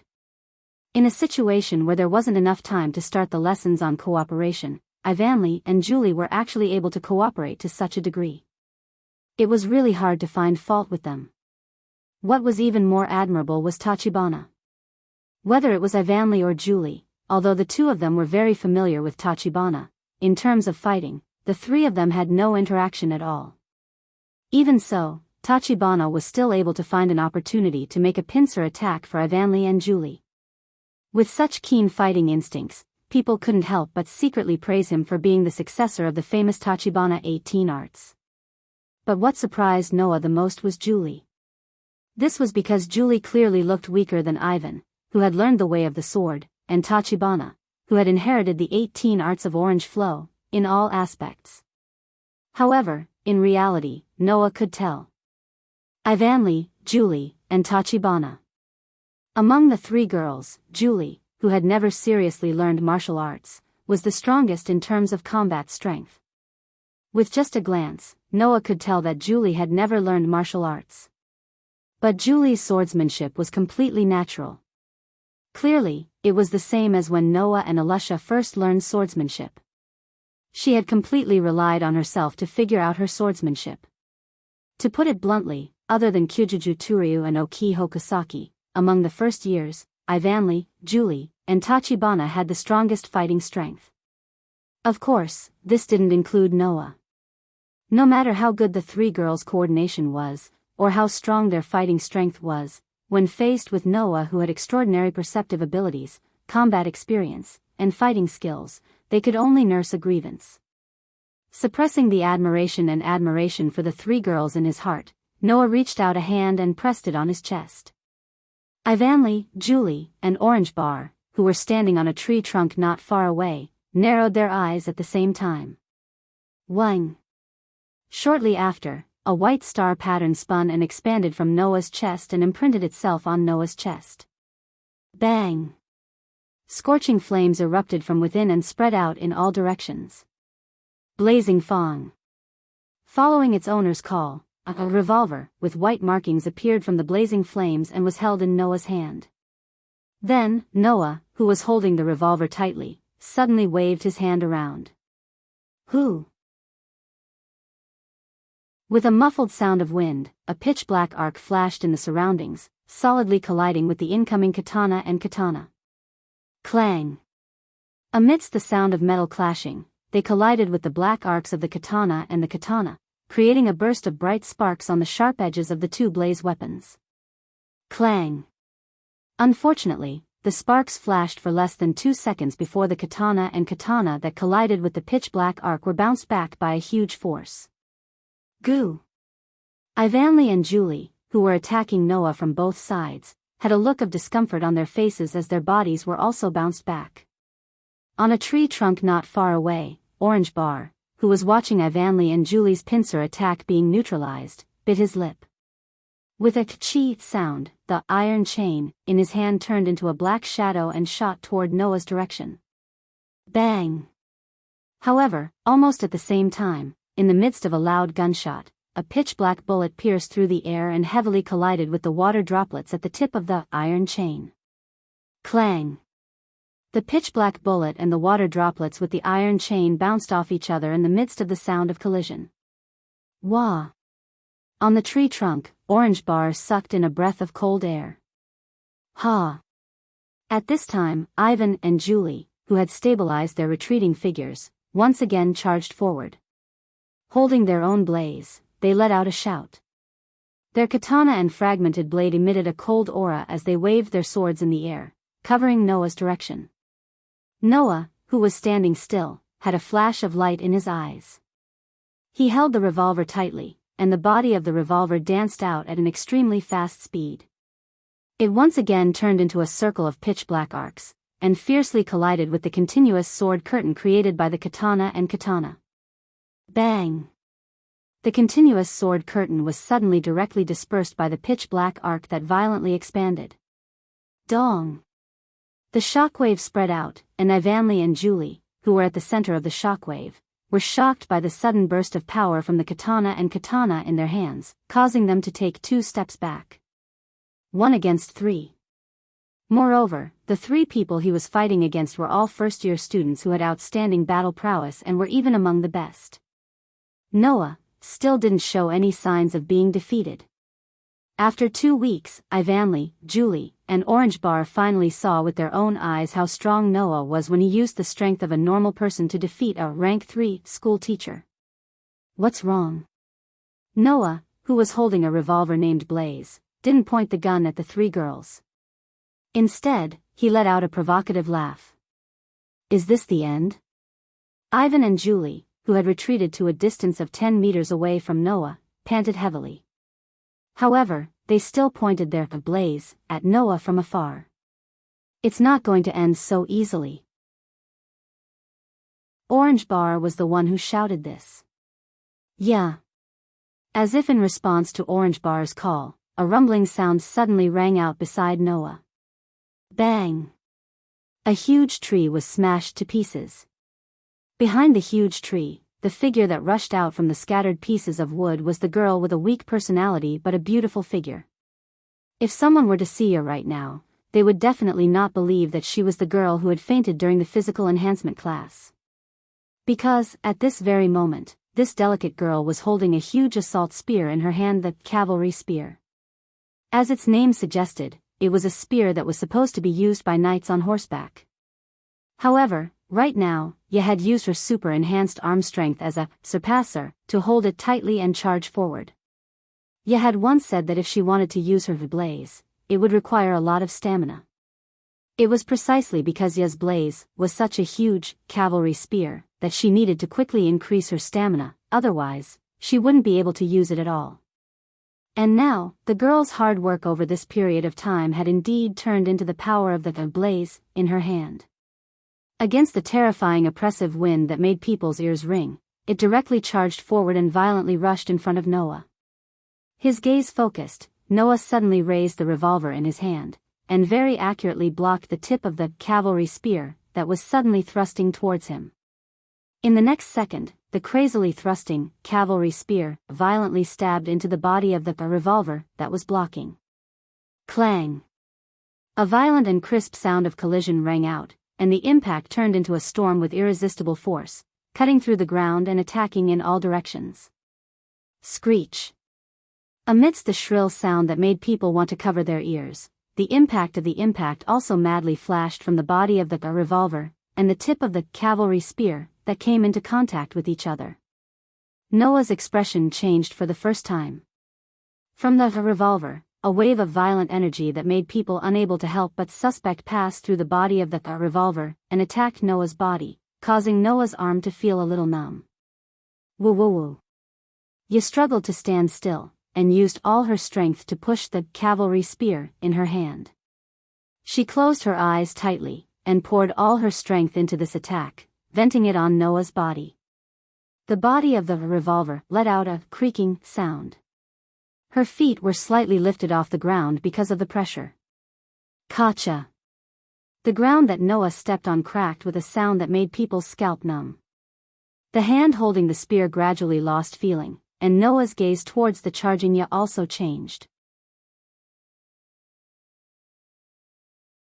Chapter 2:16. Who? A gentle breeze blew through the forest, the air, and the open space that had become full of potholes.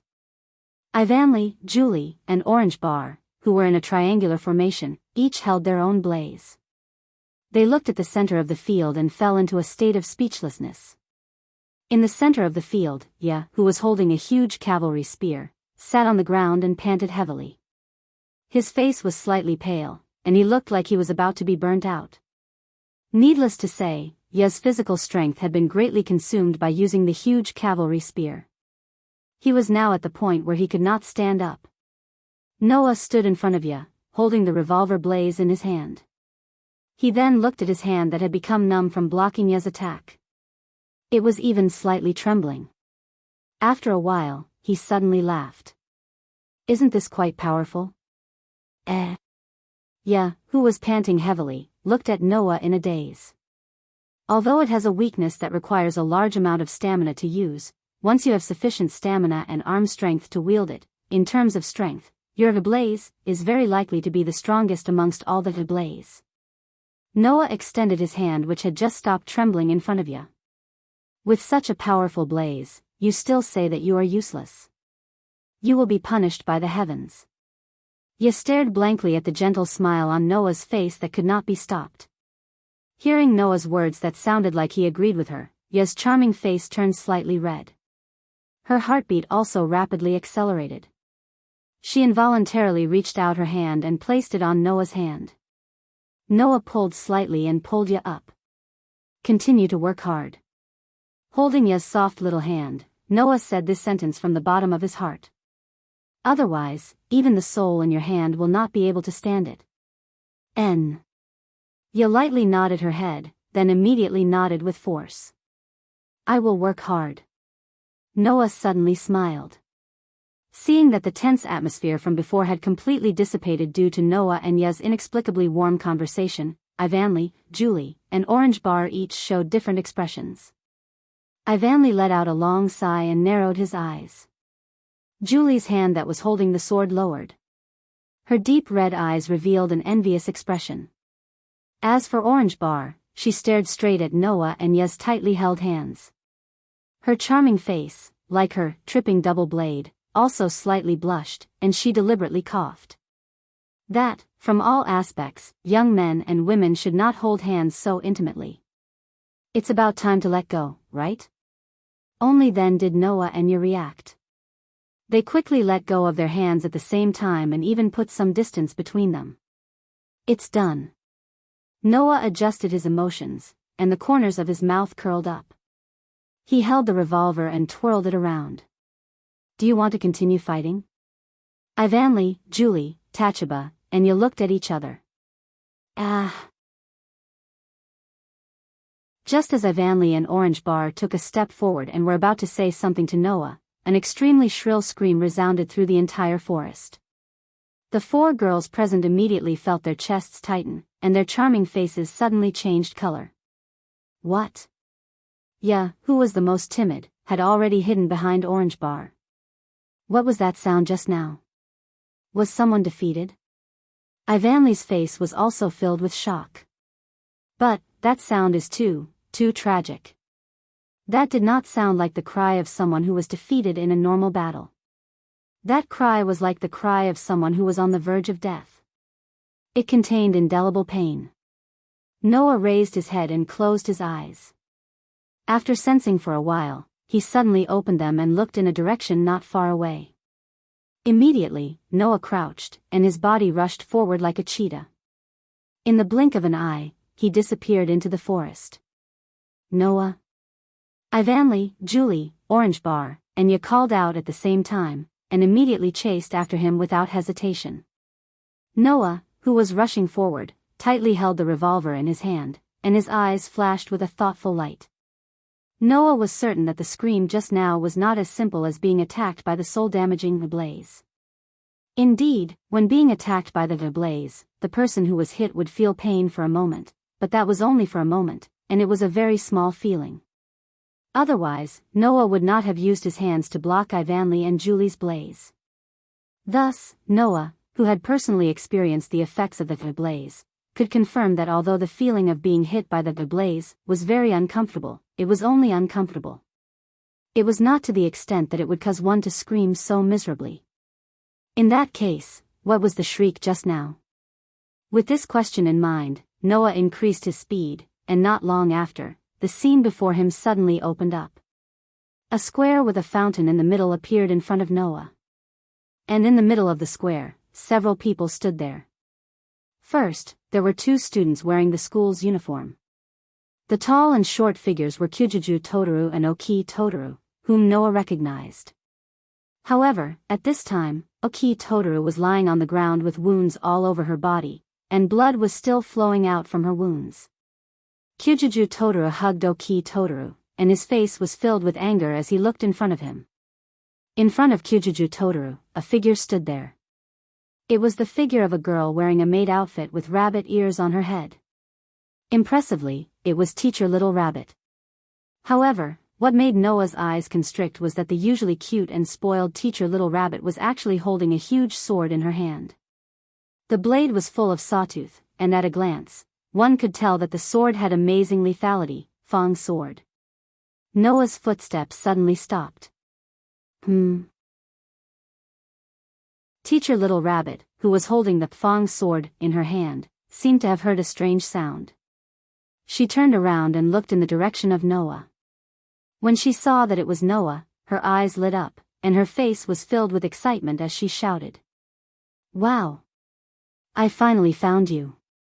My dear exception." The voice was still the same voice that was filled with innocence. The tone was still the same sweet and spoiled tone. However, at this moment, Teacher Little Rabbit no longer gave off the feeling of being harmless. Instead, she was like the Fong sword in her hand, emitting a terrifying aura that made people's hair stand on end. Noah was familiar with this aura.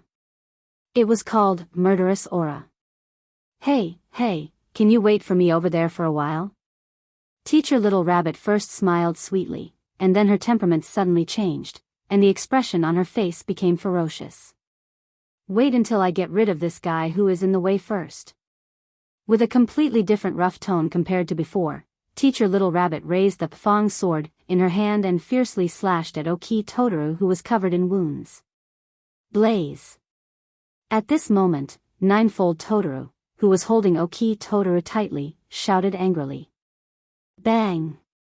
Scorching flames and gorgeous star patterns appeared at the same time, covering Ninefold Totaru's body. Then, the Fong sword that suddenly fell heavily collided with a heavy piece of iron that protruded from the flames. Clang! In the sound of metal colliding, the flames were cut open by the Fong sword, and the scene inside was exposed to the air. The scene that appeared in front of him made Noah completely stunned, and a shocked expression appeared on his face. He saw that on Ninefold Totaru's arm that was tightly protecting Oki Totaru, there was a piece of iron that looked like a beast's claw on it. Ninefold Totaru lifted it up and blocked the Fong sword that was coming down. A piece of iron that looked like a beast's claw shield. In the case where the blaze could only materialize as a weapon, it was absolutely impossible for the blaze to appear as a defensive tool. That was Ninefold Totaru's blaze. Ha ha ha ha. Teacher Little Rabbit let out a fanatical laugh. You finally took it out? Ability. Noah, who had a blaze that shouldn't be a complicated revolver, was an exception. Ninefold Totaru, who had shield that shouldn't be a defensive tool, was an ability. The two of them were the same kind.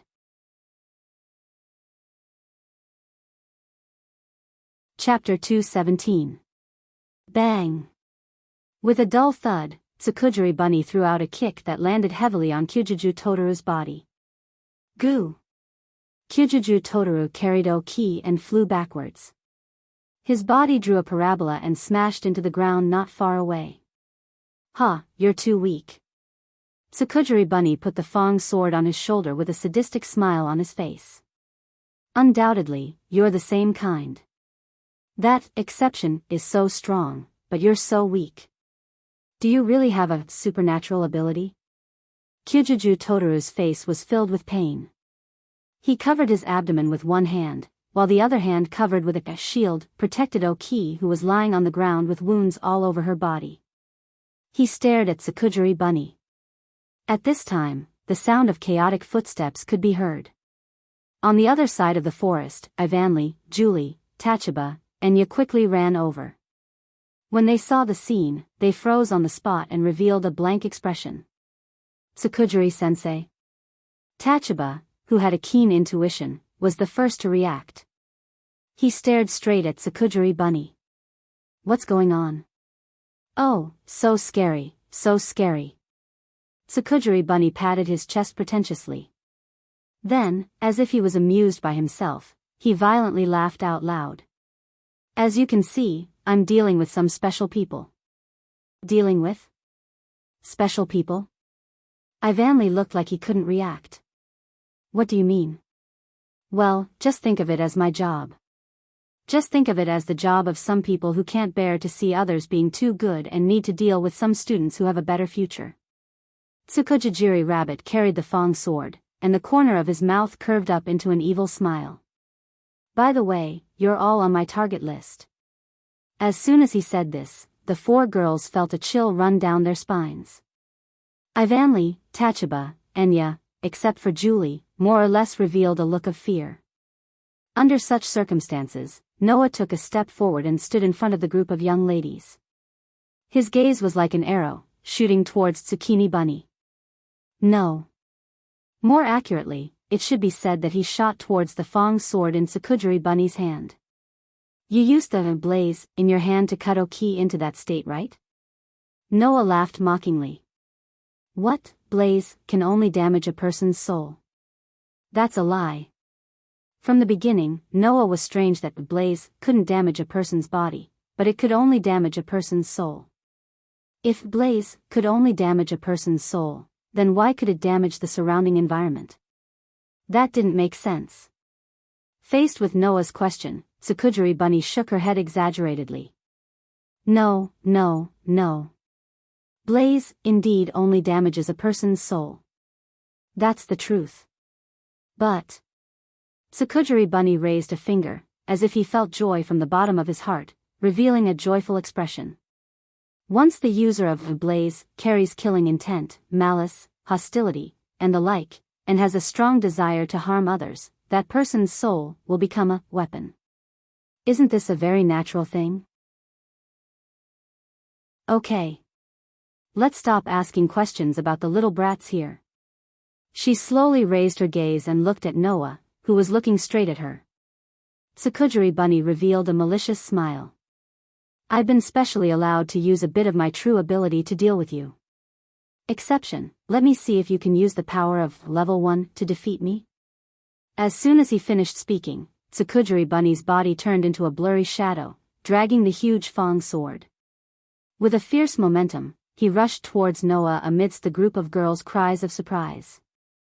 The Fong sword in his hand cut through the air like a flash of black lightning, carrying a fierce wind that caused the atmosphere to fluctuate.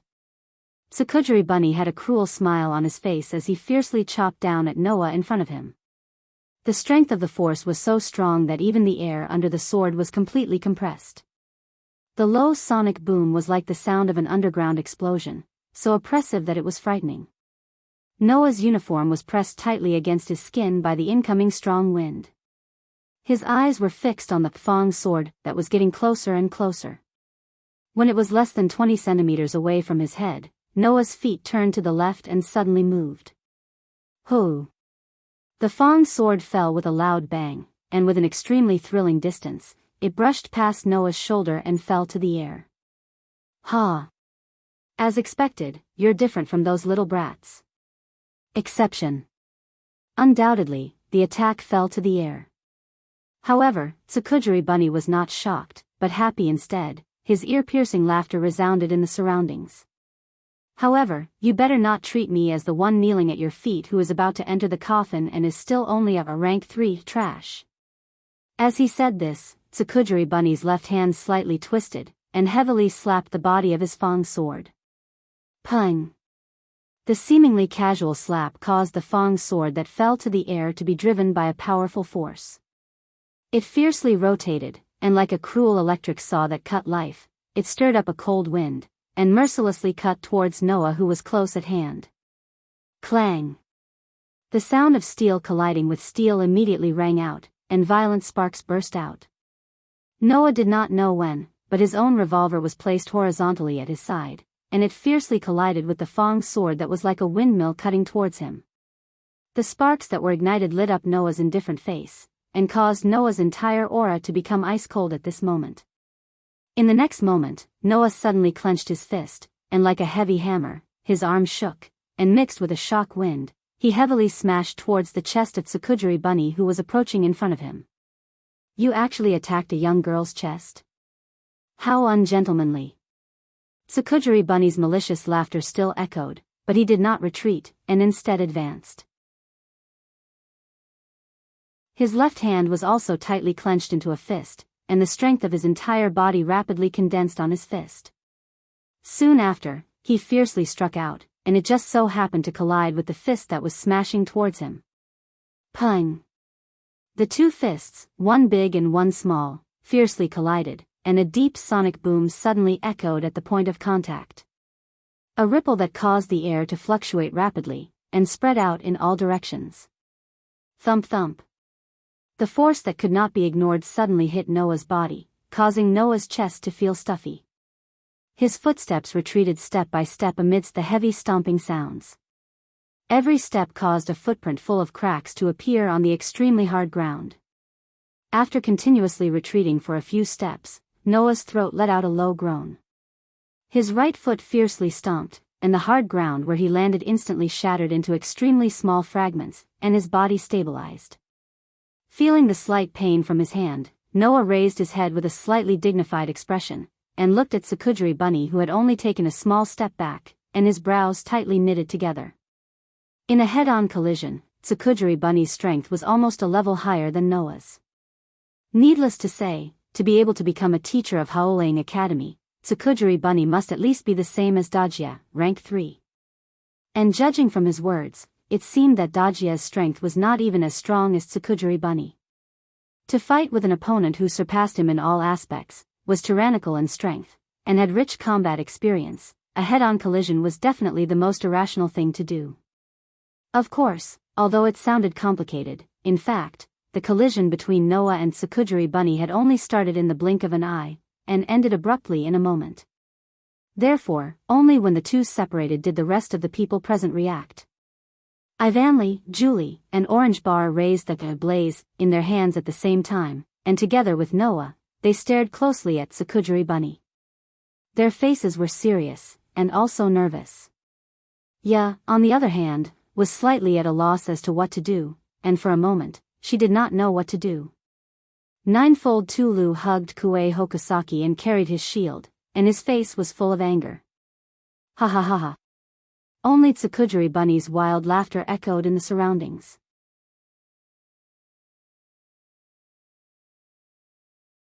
Chapter 218.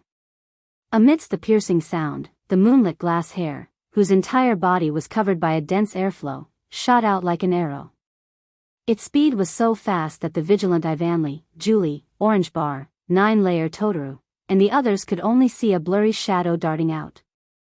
Under such circumstances, the moonlit glass hair laughed joyfully and directly raised the toothed sword in its hand. It actually ignored the others present and rushed in front of Noah, swung its arm, and mercilessly chopped down at Noah. Clang! The ferocious, toothed sword chopped down like lightning, but was blocked by the revolver that was much smaller than it was. Chi chi chi. Immediately, the violent collision produced intense sparks, and a small shockwave spread out in all directions. However, this stalemate did not last long. In the next moment, Noah's face was tense, and the hand holding the revolver could not help but tremble. "You actually dare to fight a high-level opponent head-on. You, exception, really don't know what's good for you." The moonlit glass hair sneered, and the toothed sword, in its hand, swung fiercely at Noah in front of it. The strong wind brought by the sword directly tore through the air, causing the sharp sound of the wind breaking to hurt people's eardrums. Clang, clang, clang. At this moment, the moonlit glass hair seemed to have transformed into an existence purely for the sake of venting its violence. In the midst of its violent laughter, the toothed sword, in its hand, continuously chopped out in an extremely short period of time.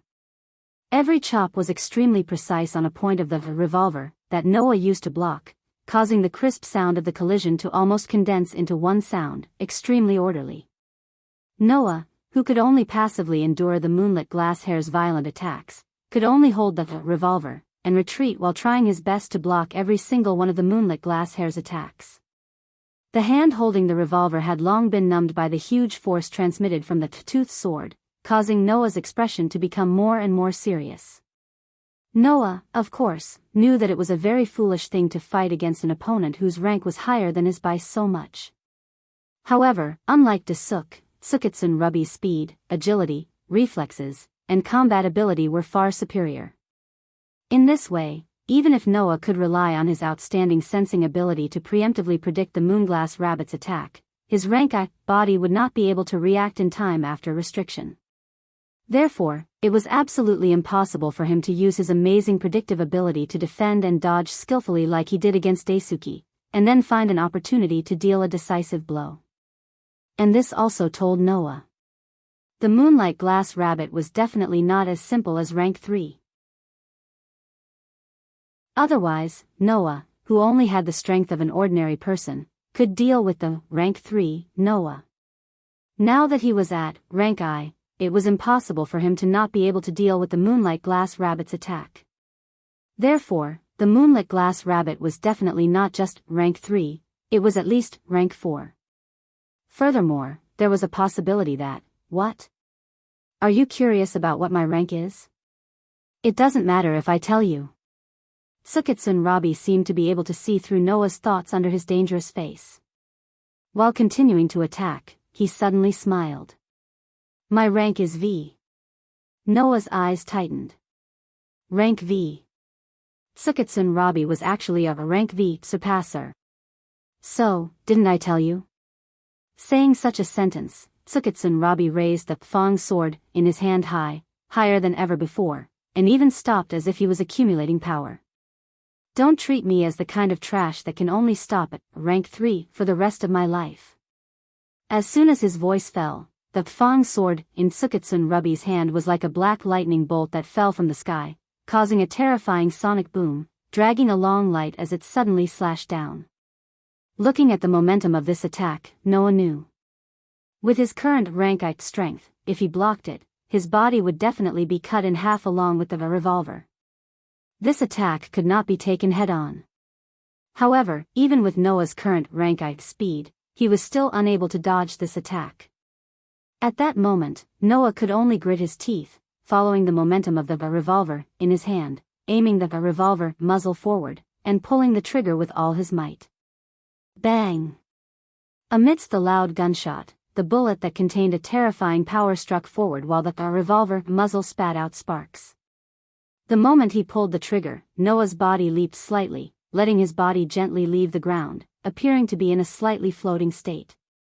Thus, under the effect of the revolver, that was more powerful than an anti-tank sniper rifle's huge recoil, the slightly floating Noah's body fiercely retreated back a distance. Whoo! Almost at the same time, the unparalleled Fong sword suddenly slashed down, sweeping past Noah's original position and landing on the ground. Bang!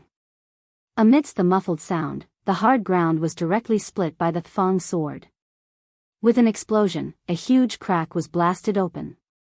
Kacha, Noah, who had stabilized his body, directly raised the revolver in his hand and aimed at the face of Moonlit Glass Rabbit that was slashing down with the sword. A cold light flashed in his eyes, and he pulled the trigger without hesitation. Bang! The pitch-black bullet shot out, piercing through the air, and flew straight towards Moonlit Glass Rabbit's face that was close at hand.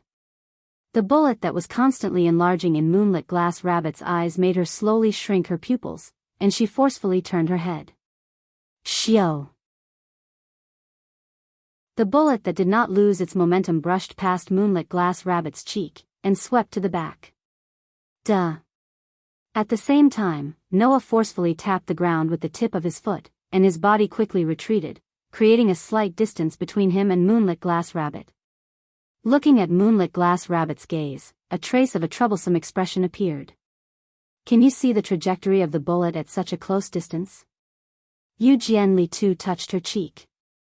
Because the bullet just brushed past her, there was already a wound that was emitting steam, and blood was flowing out.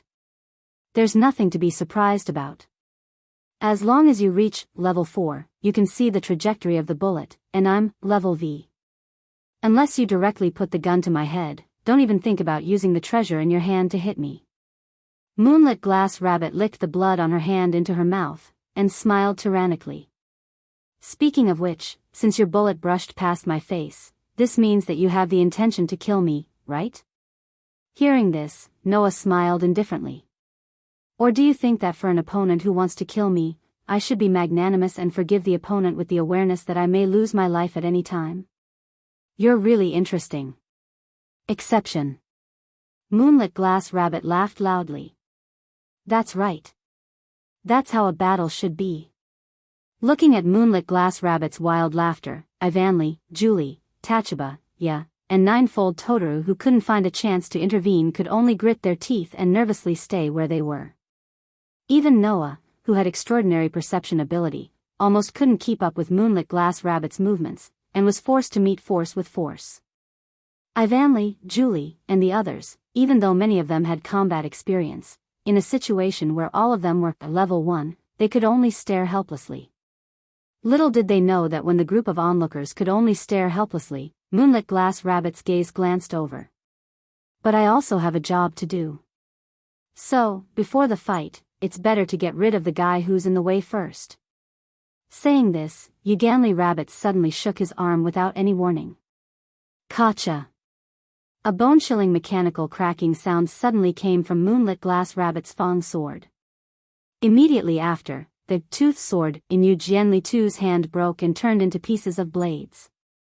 Like the scales of a snake, they separated from each other. Seeing this, Noah's mind shook. Moonlit Glass Rabbit's blaze was not a Fang sword at all. It was a snake belly sword that could be used as a long-distance attack, like a long whip. In the next moment, Moonlit Glass Rabbit fiercely waved the sword in her hand. Whoosh! The separated, snake belly sword immediately turned into a blurry black shadow, and like a whip, it violently lashed out, cutting through the air, and with the sound of wind breaking, it swept in the direction of the group of onlookers.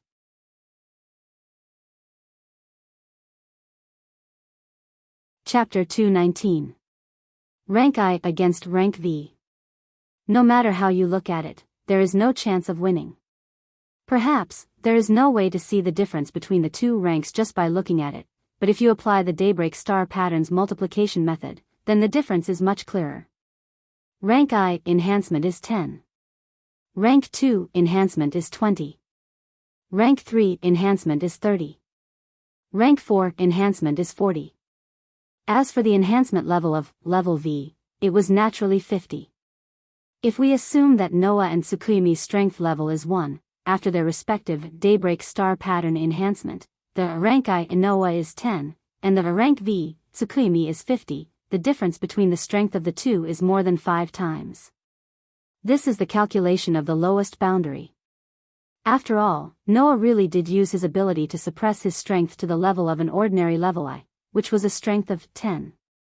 And Tsukuyami need not think about it. To be able to become a teacher of this school, this person's strength level is definitely not 1, at least 5. Under the condition that his strength level is 5, after the Daybreak Star Pattern multiplied by 50 enhancement of rank V, Tsukuyami's final strength is 250, which is more than 25 times that of the ordinary rank I strength of 10 Noah. Of course, this is only the result calculated from the strength level of Noah and Tsukimi. How much of the two people's true strength is also taken into account the battle experience, battle techniques, and the advantages of the blaze, etc. Whether it is battle experience or battle techniques, Tsukimi is far superior to Daisuke. Even if he is not as good as Noah himself, and does not have Noah's cheat-like, sensory ability, but overall, Noah's strength can only barely contend with Tsukimi, and this is under the situation where he has the advantage of the blaze.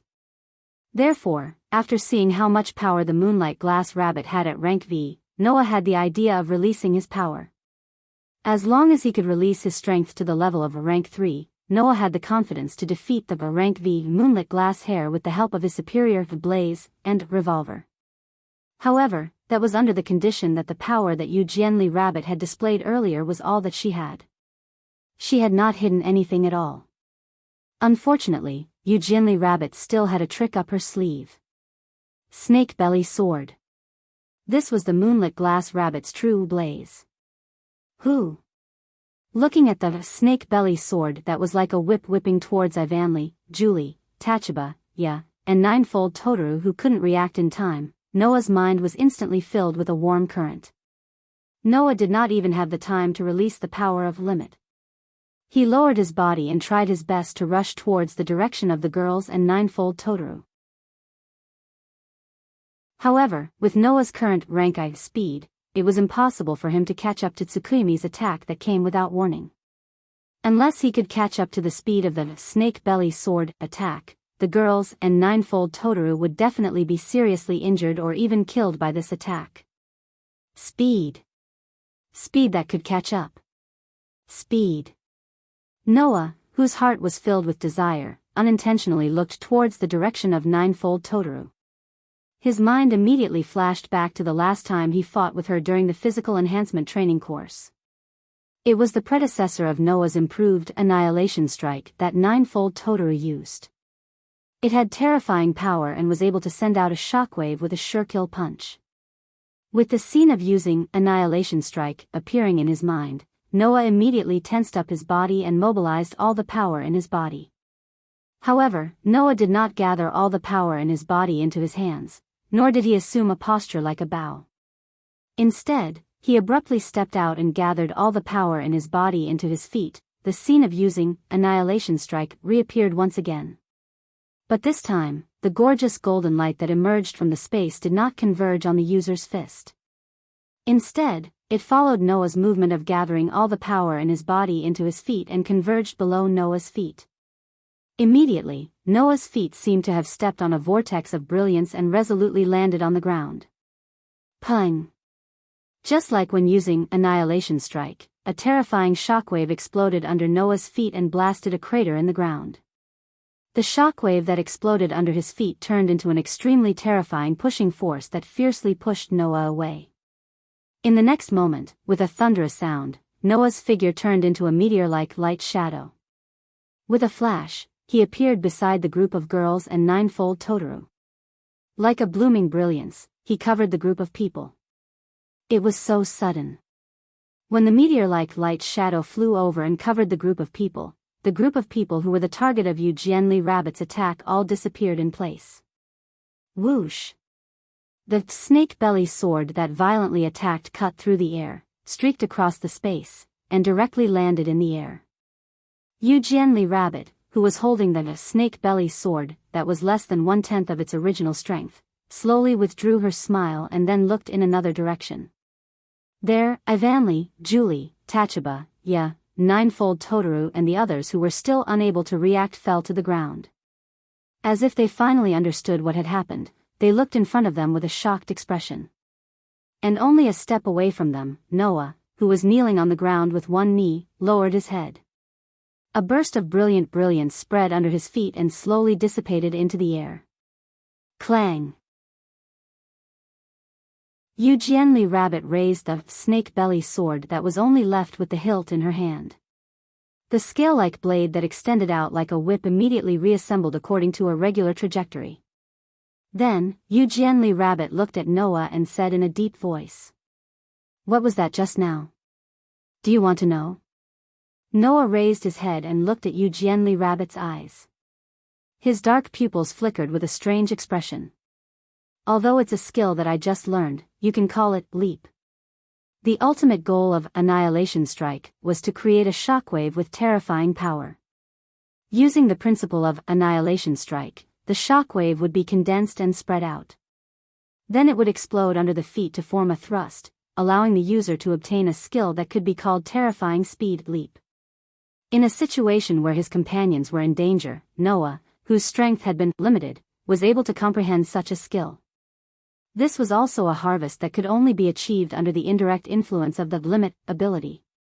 Otherwise, Noah, who had released his true strength, would have wanted to save his companions easily. It was absolutely impossible for him to encounter a similar crisis and obtain such a new comprehension in the midst of a crisis. Eugenie Rabbit seemed to have also seen that the leap that Noah spoke of was an ability that he had just learned. After staring at Noah for a while, she suddenly sighed. You really aren't an ordinary person, exception. Saying such a sentence, Eugenie Rabbit slowly retreated, but her gaze remained on Noah's body.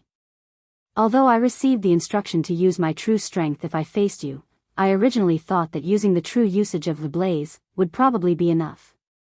Now it seems that if I want to get rid of you, it seems that I really need to use my true strength. I'll let you see. Stopping her retreating steps, Eugenie Rabbit slightly raised her chin and revealed a ruthless smile on her face. Blaze's true strength. Blaze's true strength? Ivanley, Julie, and the others were all stunned. Noah's face slightly sank, making the ruthless smile on Eugenie Rabbit's face become more and more intense. Don't blink. Little brats. After saying that, Eugenie Rabbit fiercely raised the snake belly sword in her hand. The blades that were linked to it immediately extended out once again. It spun up and rotated above its master's head.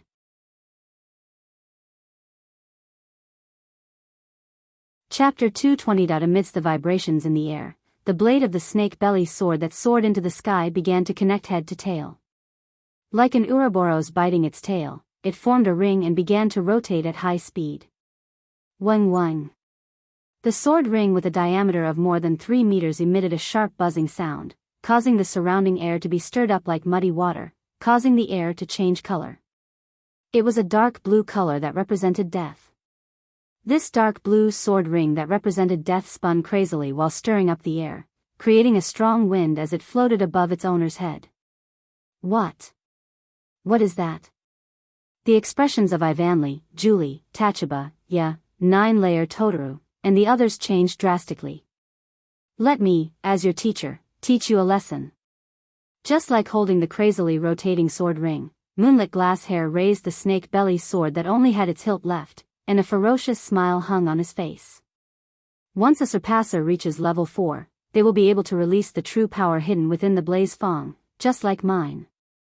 Amidst the wild laughter, an abnormally violent air current suddenly rippled above Moonlit Glasshair. As the violent airflow became more and more violent, traces of substantial blue ripples rippled out from the sword edge ring above the Moonlight Glass Rabbit. In the end, the ripples wrapped around the sword edge ring and began to revolve crazily. A gale emerged and swept out in all directions. The gale was so fierce that even some of the larger rocks on the ground were blown away, causing the expressions of Ivanley, Julie, and the others to change abruptly. Their faces were filled with horror. Facing such power, Noah, who was kneeling on the ground with one knee, silently stood up. His dark eyes released a rare burning desire for battle. The true power of the blaze fong you speak of. Saying this, Noah tensed up his body and took a large stride forward. Like a longbow, he clenched his fist and suddenly pulled it behind him. Let me have a look. Seeing Noah's posture, Ivanley, Julie, and Nine-Layer Totoro were shocked. Wang. In the next moment, the space around the fist that Noah had pulled behind him suddenly shook. Specks of dazzling golden light appeared and gathered on it. Not long after, it condensed into a golden vortex that suddenly rotated. Seeing this scene, Eugenie Rabbit's pupils instantly shrank to the size of a pinhole, but soon revealed a fanatical smile, feeling that the blood in his body was boiling at this moment. It had been a long time since Tsukujijiri Bunny had experienced this kind of blood-boiling feeling. Ha! Come on! Laughing loudly, the airflow above the moonlight glass rabbit's head became more and more chaotic, and the sword ring spun even more crazily. In the end, only a faint blue ring of light could be seen floating there. Looking at the blue light that almost filled the entire arena, Noah clenched his fist even tighter. Suddenly, the whirlpool around Noah's fist became violent, causing the atmosphere to slightly distort. Let's decide the victor. Exception. Tsukujijiri Bunny's arm fiercely shook, and the snake belly sword's hilt pointed to the sky, causing the sword ring floating above to make a whooshing sound.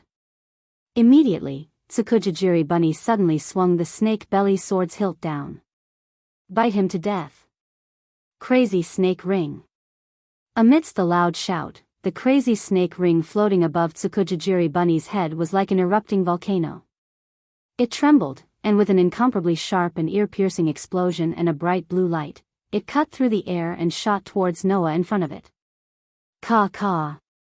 Wherever the blue light passed, the ground cracked inch by inch, and stirred up the air. It was mixed with the aura of death as it shot past. Noah's pitch-black pupils were almost completely covered by the blue resplendent radiance. As the target of the wild snake ring, Noah could clearly feel the terrifying power contained within the blue sword ring. With that kind of power, he believed that even if it was a building, it would definitely be cut in half. However, Noah's heart was strangely calm. He did not choose to release the power of limit, nor did he choose to dodge. Because, the victor. It will only be me. Slowly taking a step forward, the veins on Noah's arm were like wriggling little snakes. In an instant, they sharply swelled up, causing the whirlpool around his fist to suddenly expand. Send it flying. Destroy it. Almost as if in response to Noah, a burst of golden light that was of the same origin as the whirlpool around Noah's fist converged under Noah's feet. Immediately after, it suddenly exploded, shaking up a violent force, causing Noah to turn into a stream of light. With an irresistible force, it violently shot out. The distance between the gorgeous stream of light and the blue halo was instantly closed. Soon after, two terrifying attacks that seemed to be able to burn mountains and boil seas collided with each other like meteorites under the abruptly tense nerves of the group of spectators. Heaven and earth suddenly became silent.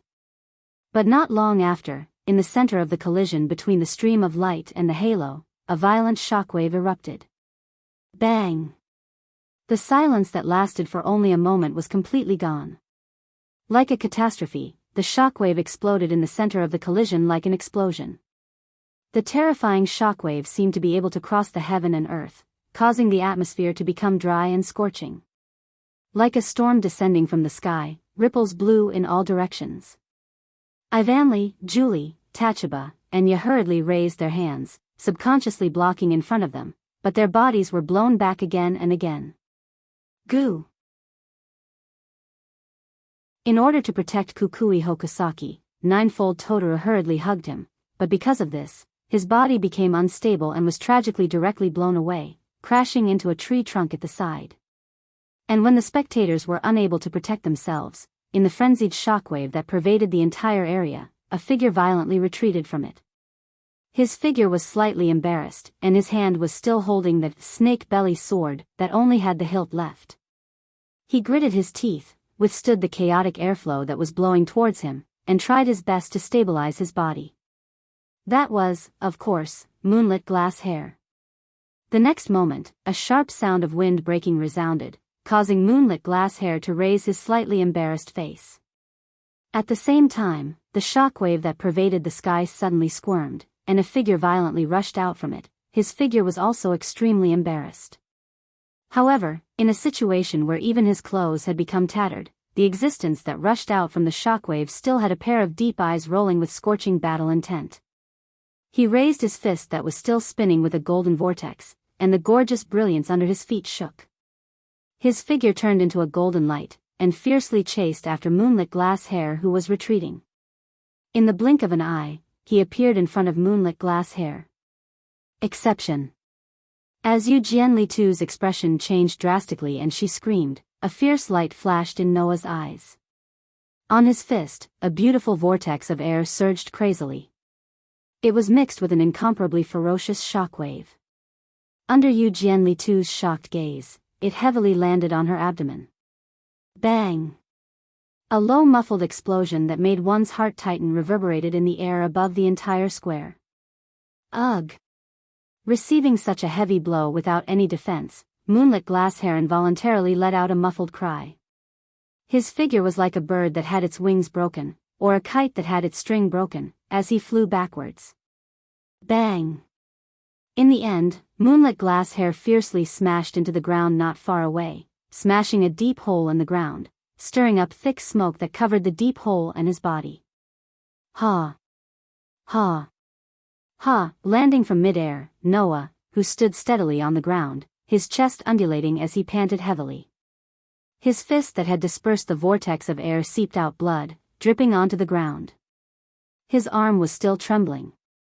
Obviously, in the clash with the crazy snake ring, just now, Noah, who had exhausted all his strength to use the annihilation strike, had also suffered quite a bit of damage. However, for a rank I to challenge a rank V and only receive this amount of damage, it was already something worth celebrating. Not far away, Ivanly, Julie, Orange Bar, Ya, 9 Layers Totoro and the others looked at the constantly panting Noah, as if they had yet to wake up from the frightening collision just now, and did not speak for a long time.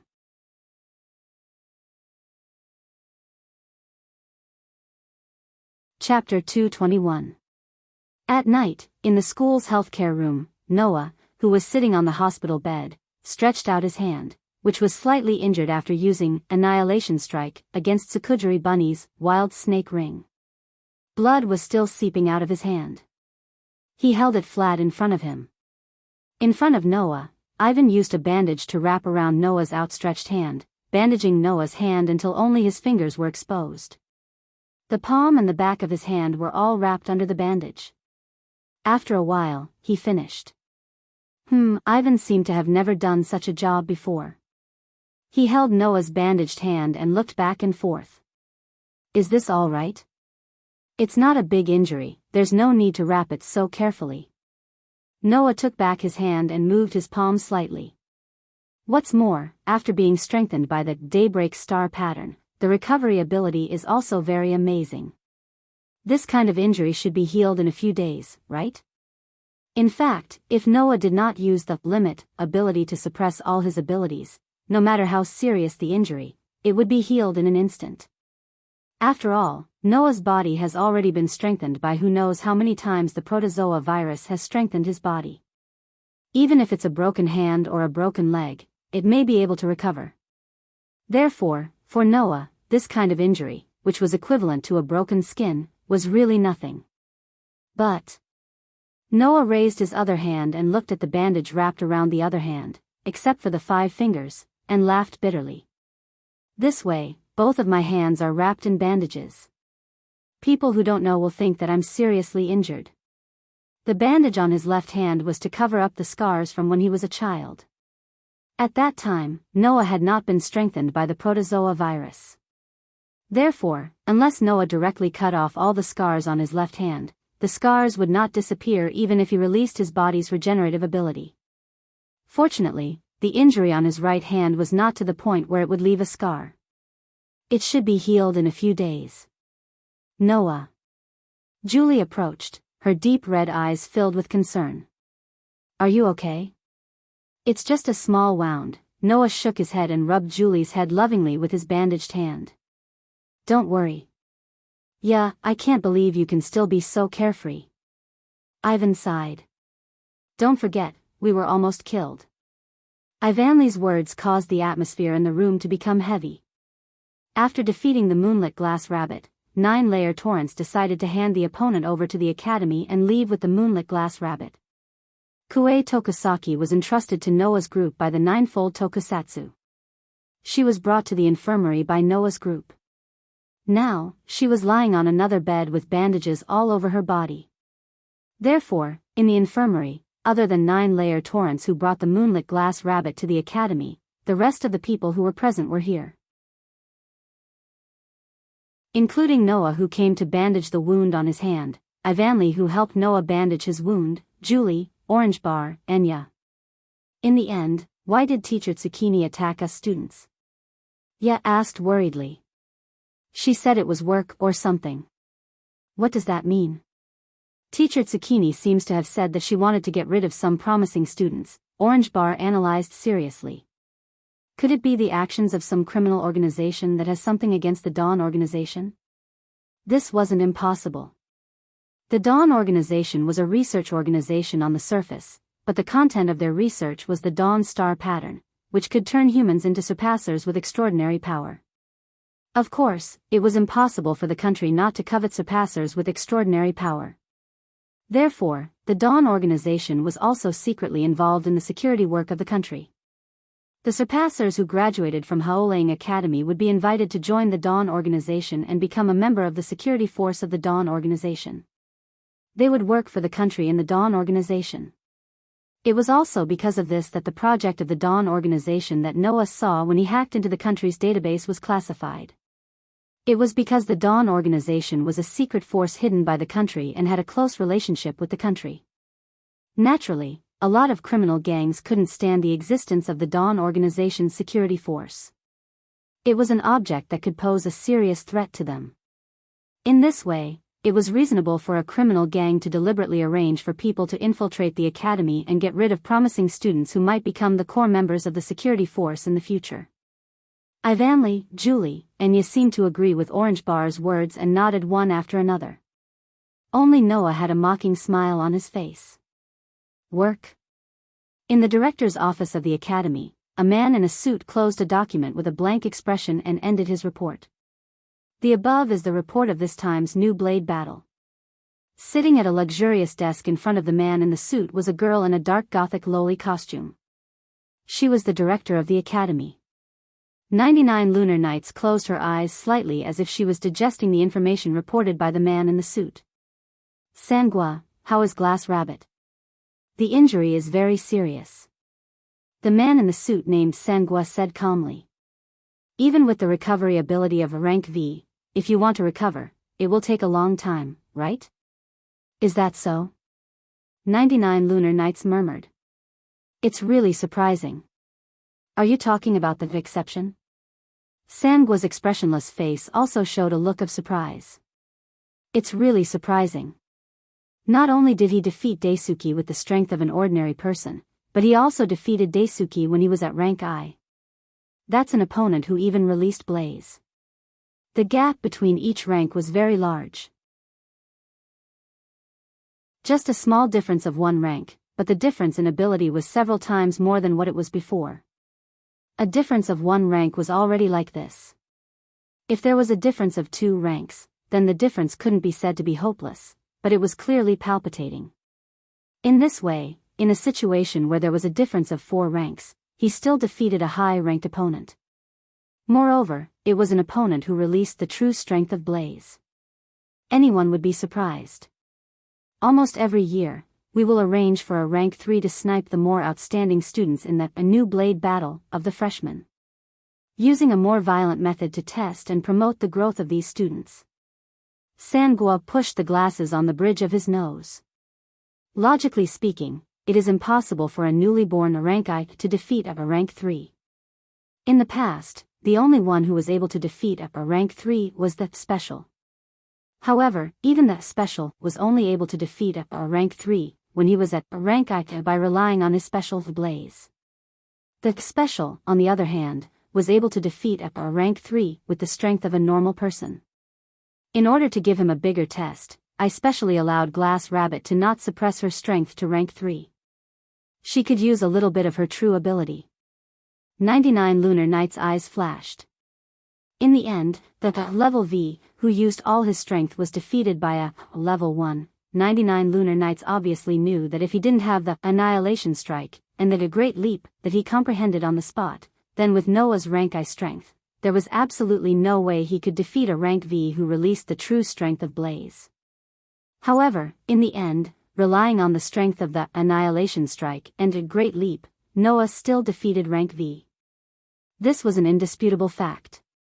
Speaking of that special, there is news from England. Sangwa suddenly opened his mouth and said. It is said that the young miss has already left her sister's school in England and boarded a helicopter to head over here. 99 Lunar Knight's hand movements slightly paused, and he somewhat helplessly smiled.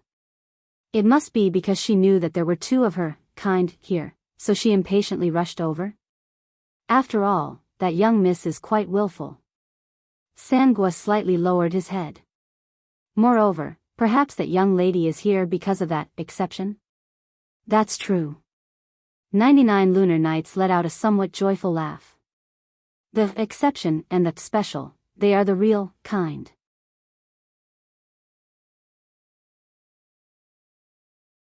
Chapter 222. A cold breeze blew in from afar, hitting the balcony outside the dormitory lounge, causing the air to become slightly chilly, causing people to involuntarily shiver. At a certain moment, the door to the balcony was opened, and Noah walked out from the bustling lounge. He came to the balcony and looked into the distance. Although the academy was not brightly lit at night, there were still lights flashing everywhere. From afar, Noah could see that some people were working in some corners of the academy, restoring some potholes and damaged areas to their original state. The damaged areas were all caused by the first years in the academy during today's new blade battle. Some of the damaged areas were relatively small, and would probably be restored by tomorrow. Some of the damaged areas were relatively large, and even if Noah and the others went to school, they might not be able to be restored. Looking at the people who were working in various corners, Noah raised his right hand that was wrapped in bandages and shifted his gaze to it. In the battle with the Moonlight Glass Rabbit, Noah only received a superficial wound on his hand, but the harvest was huge. Leap forward. This skill was comprehended by using the principle of annihilation strike, which allowed Noah's speed to soar who knows how many times. This harvest was indeed huge. After all, whether it was annihilation strike or leap forward, they all relied on the principle of the shockwave to be used. And the power of the shockwave was completely dependent on how much power the user could mobilize. That is to say, annihilation strike and leap forward, even if Noah released all the power in his body, they would still be very useful. If Noah used annihilation strike and leap forward with his real physical strength, the effect should be extremely terrifying, right? Annihilation strike could give Noah extreme strength. Leap forward could give Noah extreme speed. These two abilities could greatly increase Noah's strength. Being able to secretly learn and improve annihilation strike from 9-layer penetrations was already a good harvest. In addition to the leap forward that he learned, was it not worth it to pay a small price for it? And this experience also allowed Noah to see another benefit of limit. As long as he could use the ability limit flexibly, the chances of learning a new ability or new skill at a critical moment like today would greatly increase. Although it was very likely that there would be dangers in the future after deliberately limit the power, but the amount of effort, the amount of reward. This could be considered a rather risky benefit. In order to use limit flexibly, I must hone this ability. After coming to such a conclusion, Noah clenched his fist, because he felt that he was indeed growing, and revealed a happy smile. At this moment, a soft voice sounded from behind Noah. It's a bit cold, what are you doing in this place? Saying such a sentence, the owner of the voice came to Noah's side, and together with Noah, they looked into the distance. The brown ponytail behind him swayed in the breeze, and Ivanley's gem-like eyes seemed to be blooming in the dark night, making Noah could not help but look. With this glance, Noah also saw Ivanley's somewhat complicated expression. What's wrong? Without thinking, Noah asked. Is there something on your mind? Something on your mind? Ivanley showed a wry smile. But you, after experiencing today's events, you actually did not have any reaction, isn't that strange? Hearing this, Noah was silent. Obviously, Ivanley was concerned about today's events. Although he did not know what the so-called work that Eugenly Rabbit mentioned was, but it was a fact that the students in the school were being targeted. Even if not all of the students were good, being targeted by people who could take your life at any time, that feeling was not something that ordinary people could understand. Before Ivanley was implanted with the Dawn Star rune, and became a surpasser, before entering this school, she was just an ordinary girl studying in an ordinary middle school. Now, knowing that her life was being targeted by some people in this school, ordinary people would definitely choose to drop out of school. Ivanley did not make this choice in the first place. But that did not mean that Ivanley was not afraid. But even so, Ivanley still did not choose to leave the school immediately, and now, because of this matter, she was still worried. Noah could only think of one possibility. Is there a reason? Noah looked into the distance without looking back and said softly. Is there a reason that you must stay here? This time, it was Ivanley's turn to be silent. After a long while, Ivanley's voice sounded again, pretending to be spirited. Although I don't really want people to know, especially Noah, but as expected, if I don't pour my heart out a little, I might not be able to sleep tonight. After saying that, Ivan's next sentence made everyone doubt their ears. I want to make money. Make a lot of money. The extremely unscrupulous answer made Noah stunned, and his face also showed a surprised expression. Of course, being surprised was just being surprised, but Noah still chose not to interrupt. Although he only knew Ivanley for about 2 weeks, Noah believed that he knew Ivanley quite well. Therefore, Ivanley should have her reasons for saying such words. My family actually has a small factory, and the operating situation is not so optimistic, but rather, it is very difficult. Ivanley seemed to be aware of Noah's thoughts. She smiled very gently and said in a very distant tone. The people around us have been advising us to close the factory as soon as possible. If we continue to operate it without experience, it will only bring an unimaginable burden to the family. However, my father is unwilling to give up this factory that my late grandfather built with his life. He has been working hard until now. I love my grandfather very much. Ivanley's voice seemed to be very far away, but when she said this sentence, she was unusually determined. So, I also support my father's idea of keeping the factory, and I really want to help, even a little. Hearing this, Noah remembered.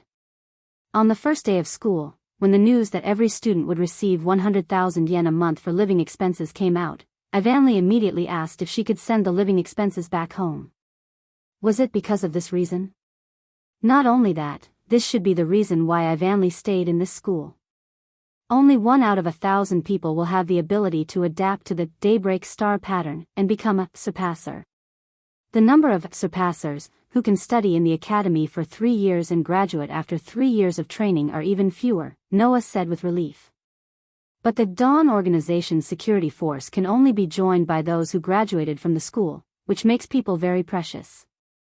In order to keep as many surpassers as possible, the Dawn Organization's security force members' salary is surprisingly high. That's why I came. Ivanley smiled with relief. As long as I join the Dawn Organization after graduation and become a member of the security force, I will be able to earn enough income to rebuild the factory. And now, the school also accepted my request and remitted more than half of the monthly living expenses to my family account. It can be said that only by staying here, I can achieve my goal and revitalize my family's factory. Coming here, I don't regret at all. Ivanley's eyes slightly dimmed. But I'm afraid that I won't be able to survive in this environment. Ivanley was afraid that he would be killed like today. But what Ivanley was really afraid of was not death, but if he died, he would not be able to achieve his goal of revitalizing his family business. It was because of this that Ivan was so worried. Noah, who understood everything, suddenly smiled. Ivanley will be fine. Ivanley was stunned. Don't be afraid. Noah showed a gentle tone. I will protect Ivanley. Ivanley looked at Noah in a daze. After a while, he finally smiled. Then, Ivanley slightly moved closer to Noah and leaned his head on Noah's shoulder. Thank you. Noah shook his head and continued to look into the distance. The night was still going on.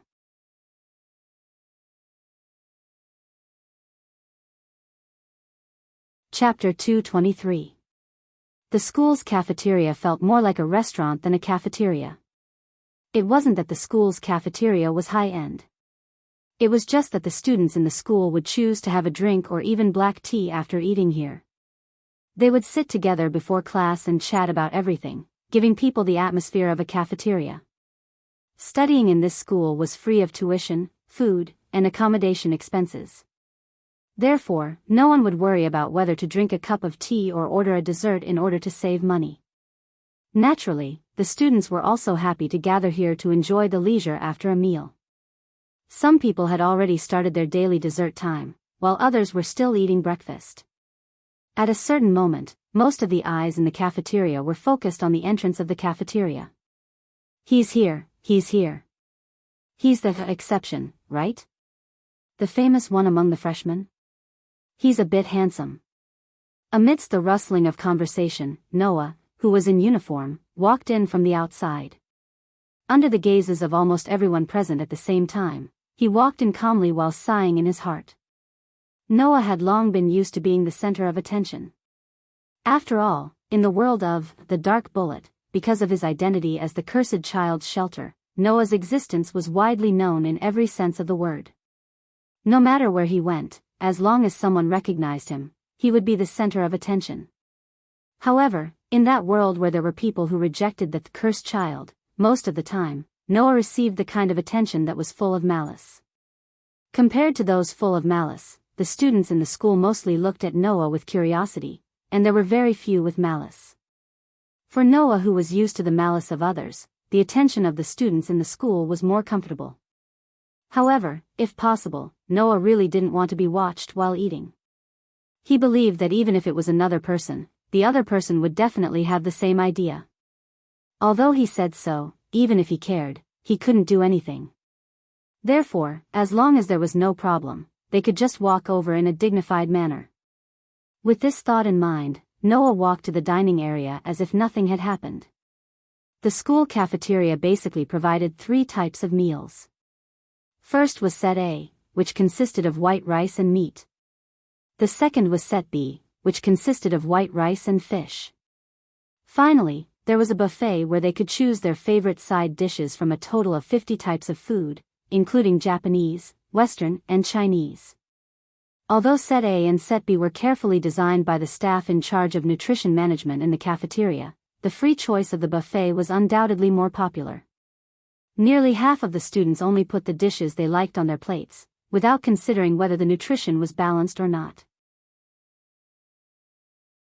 Noah wasn't particularly picky about food, but it was also a kind of happiness to be able to choose the dishes he liked.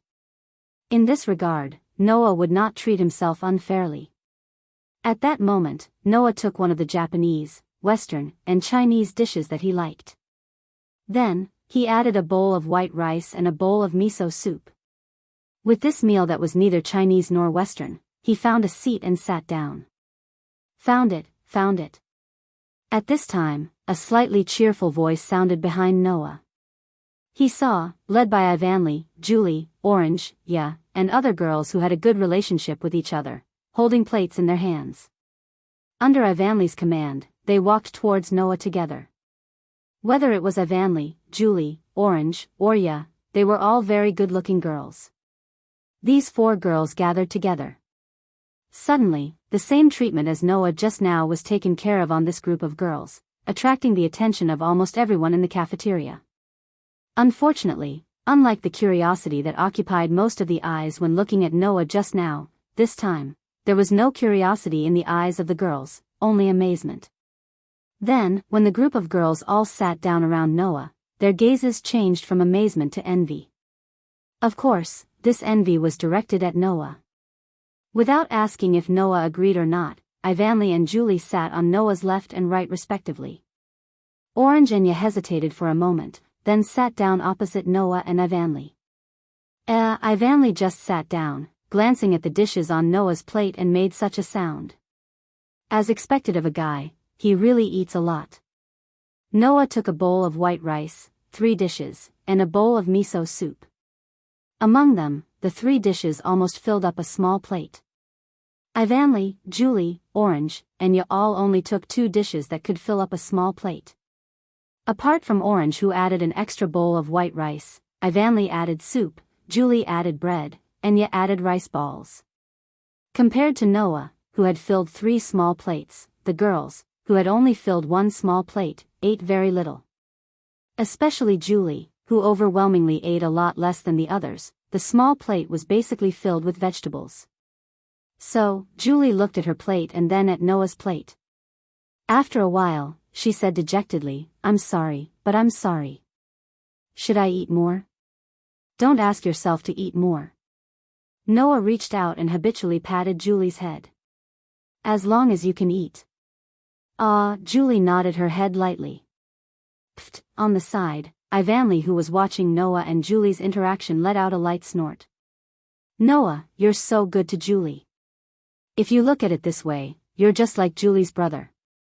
Orange had a knowing smile on his face. "Aren't you afraid of spoiling Julie?" "Why would I?" Noah replied unhappily. "You all know how strong Julie is, right? But it feels good to have someone dote on you." You couldn't help but blurt out as she watched Noah stroke Julie's head. Julie's face was expressionless, but the ahog on her head was swaying. She seemed to be very happy, and she couldn't help but blurt out, "Really, I'm so envious." "Envious?" Ivanley, Julie, and Orange looked at you strangely, which made you realize what she said. She blushed and lowered her head, almost burying it into the pair of huge softness in front of her chest. Seeing this, Noah smiled bitterly, but suddenly felt a pain in his ribs. Someone pinched him.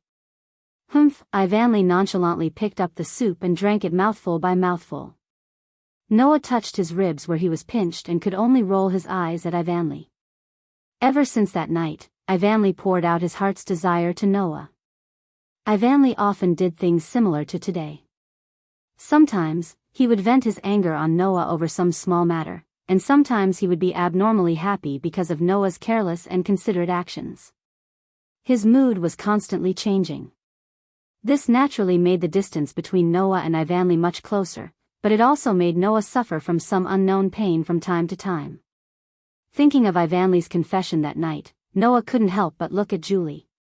After that day's experience of being attacked, Noah's group didn't choose to drop out of school because their lives were in danger.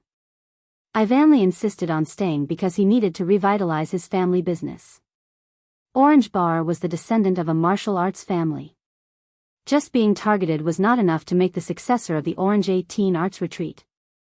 Although Ya's personality was a bit timid, she also wanted to prove herself to convince her to stay. But, what about Julie? This child who seemed to need the most care. For what reason did she want to stay even if her life was in danger? Perhaps feeling Noah's gaze, Julie turned her head, and her deep red eyes met Noah's eyes. "Noah? It's nothing."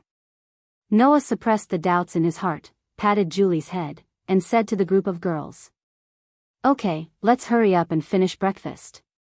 Saying this, Noah's eyes burst out with a bright light. "Don't forget, we're going to upgrade the sublimation instrument today." Ivanley, Julie, Orange Bar, and Ya's eyes lit up. They nodded and began to eat seriously.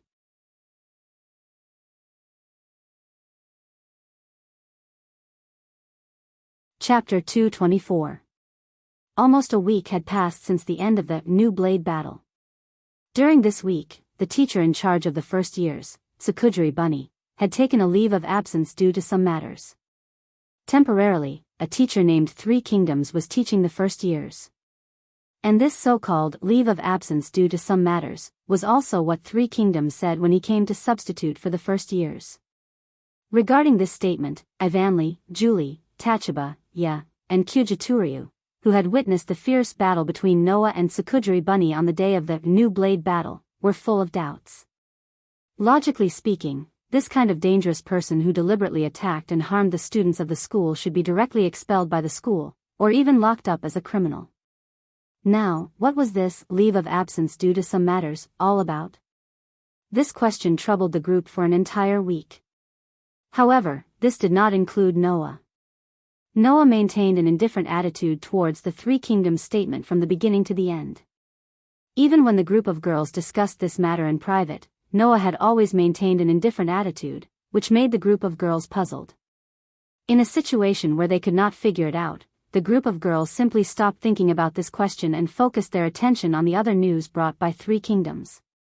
According to what Sakujiri Bunny said before, the tripping double blades, who achieved excellent results in the new blade battle, would have an additional chance to obtain the ascension ritual. On the first day of the first year's substitute class, in addition to bringing the news that Sakujiri Bunny had taken a leave of absence due to some matters, the list of students who achieved excellent results in the new blade battle was also announced. Those who could obtain an additional chance to obtain the ascension ritual were only those who defeated 3 groups of tripping double blades in the new blade battle and obtained 3 or more victories. And those who obtained 3 victories in the new blade battle, Ivanli and Julie, Tachaba Enya, Kyujituryu and Kyujituryu, these 3 pairs of tripping double blades, were all on the list. As for Noah, it was even more unavoidable. Among the results announced by the Three Kingdoms, Noah had obtained 7 victories that made the hearts of those who heard it tighten. That was to say, he had defeated 7 sets of tripping double blades. If it wasn't for the appearance of Tsukujijiri Hair Midway, Ivan, Julie, Tachaba, Enya, who challenged Noah, would definitely have been defeated. Furthermore, on that day, Kyuchi Tsukujijiri and Tsukujijiri Tokusaki would definitely have come looking for Noah. Then, the result would very likely be 10 wins. Today was the day the Three Kingdoms announced for everyone to undergo the ascension ritual. Therefore, under the envious gazes of his classmates, Noah and his group went to the place where the sublimation ritual had already been prepared. As soon as they arrived at the scene, Noah and the others saw 2 other acquaintances who had arrived earlier. They were none other than Kujuryu Turyu and Yuami Tokusaki. Huchi! Juba exclaimed in surprise. Have you been discharged? Because of Noah's intervention, only Kue Tokusaki was injured by Suki Tori during the Battle of the New Blades. She was seriously injured and was sent to the hospital. With Kue Tokusaki's injuries, even if he was a rank I surpasser and had his recovery enhanced, it shouldn't be enough for him to fully recover from his injuries in just a week. Humph! Kue Tokusaki crossed her arms and snorted softly before turning her head away. I'm not weak enough to be bedridden because of an injury of that level. Let me translate for you. 9 Layers Flow scratched his cheek and said mischievously. According to the translation, because it was embarrassing to lie in bed all the time, he ignored other people's advice and forced himself to leave the hospital. Tisk, Kukui Tokusaki seemed to be extremely unhappy with the 9 Heavens Tokugawa, but he did not refute it. It was obvious that the 9 Heavens Tokugawa was right. Well.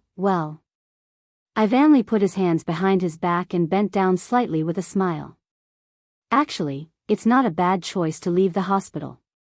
If he can successfully pass today's sublimation ritual and ascend to level 2, Thursday Chi classmates' recovery ability will be further strengthened. This way, his injuries will heal faster, right? That's true. Juba nodded. Let's hope you can pass today's sublimation ritual. If your body and spirit don't reach the standard of sublimation, you will fail to sublimate even if you have the chance to go through the sublimation ritual.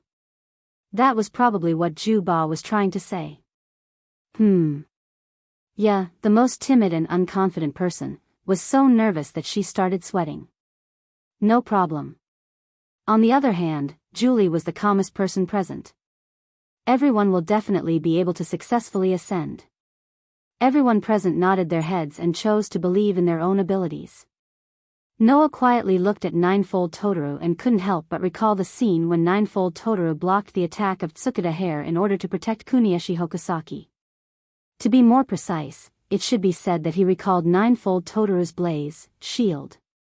The type of blaze differed from person to person. Some people were swords. Some people were knives. Some people were bows. Some people were guns. They were all weapons with very simple structures. Without exception, the blaze that had appeared up until now all had 2 rules. First, the blaze was only a weapon. Second, the structure of the blaze was definitely not too complicated. Because the human soul itself was a very simple existence, it didn't have a complicated shape, nor did it have a complicated structure. Although the form of the shield wasn't complicated, it was still an existence that was beyond the scope of a weapon. For a soul that could only materialize into a weapon, it was already considered a very complicated form. Needless to say, a firearm like the pistol, even if it didn't break away from the scope of a weapon, its structure was so complicated that a simple soul couldn't materialize it. However, there were always exceptions to everything. The daybreak star tattoo that was implanted into the surpasser's body contained the data of almost all weapons since ancient times. And a person's soul would also manifest different forms based on their own experiences, wishes, and other factors. Therefore, the surpasser's soul would, under the influence of the daybreak star tattoo, choose the form most suitable for their existence from the daybreak star tattoo and materialize it. As a result, all kinds of different weapons were born. Noah's revolver was, for various reasons, Noah's weapon became the blaze. Even if this kind of example was even rarer than blaze being a pistol or a shield, to the point that it was impossible for anyone to reappear in the past or the future, it still couldn't be treated as an example of blaze having an abnormal form. But the ninefold Totaru's shield was an exception to the blaze. Noah was a little curious. This guy who was called a special ability, why would the blaze be in the form of a shield? Perhaps this curiosity was because of the so-called same kind that Sakujiri Bunny spoke of? But Noah's intuition told him. With the Annihilation Strike's predecessor and the Blaze's shield, the future of the 9-layer penetrations would definitely not be simple. After Naz and Rentaro, the ninefold Totoro was the third person to give Noah a feeling of unlimited possibilities in the future.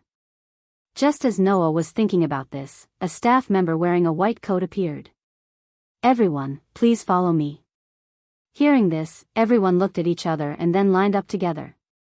Under the guidance of the staff member wearing the white coat, they walked towards the site of the sublimation ceremony. Wang. When the new daybreak star tattoo was injected into Noah's body through a special needle-less injection method, Noah only felt his body slightly warm up. Immediately, the pure white star tattoo appeared on his chest and bloomed with a warm flame. Compared to the first time the daybreak star tattoo was implanted, it made people feel as if their whole body was burning, but the sublimation ceremony only made people feel this much pain and then nothing else. However, with his unique sensing ability, Noah, who knew his body like the back of his hand, could clearly feel it. His body had undergone a transformation that couldn't be seen from the outside.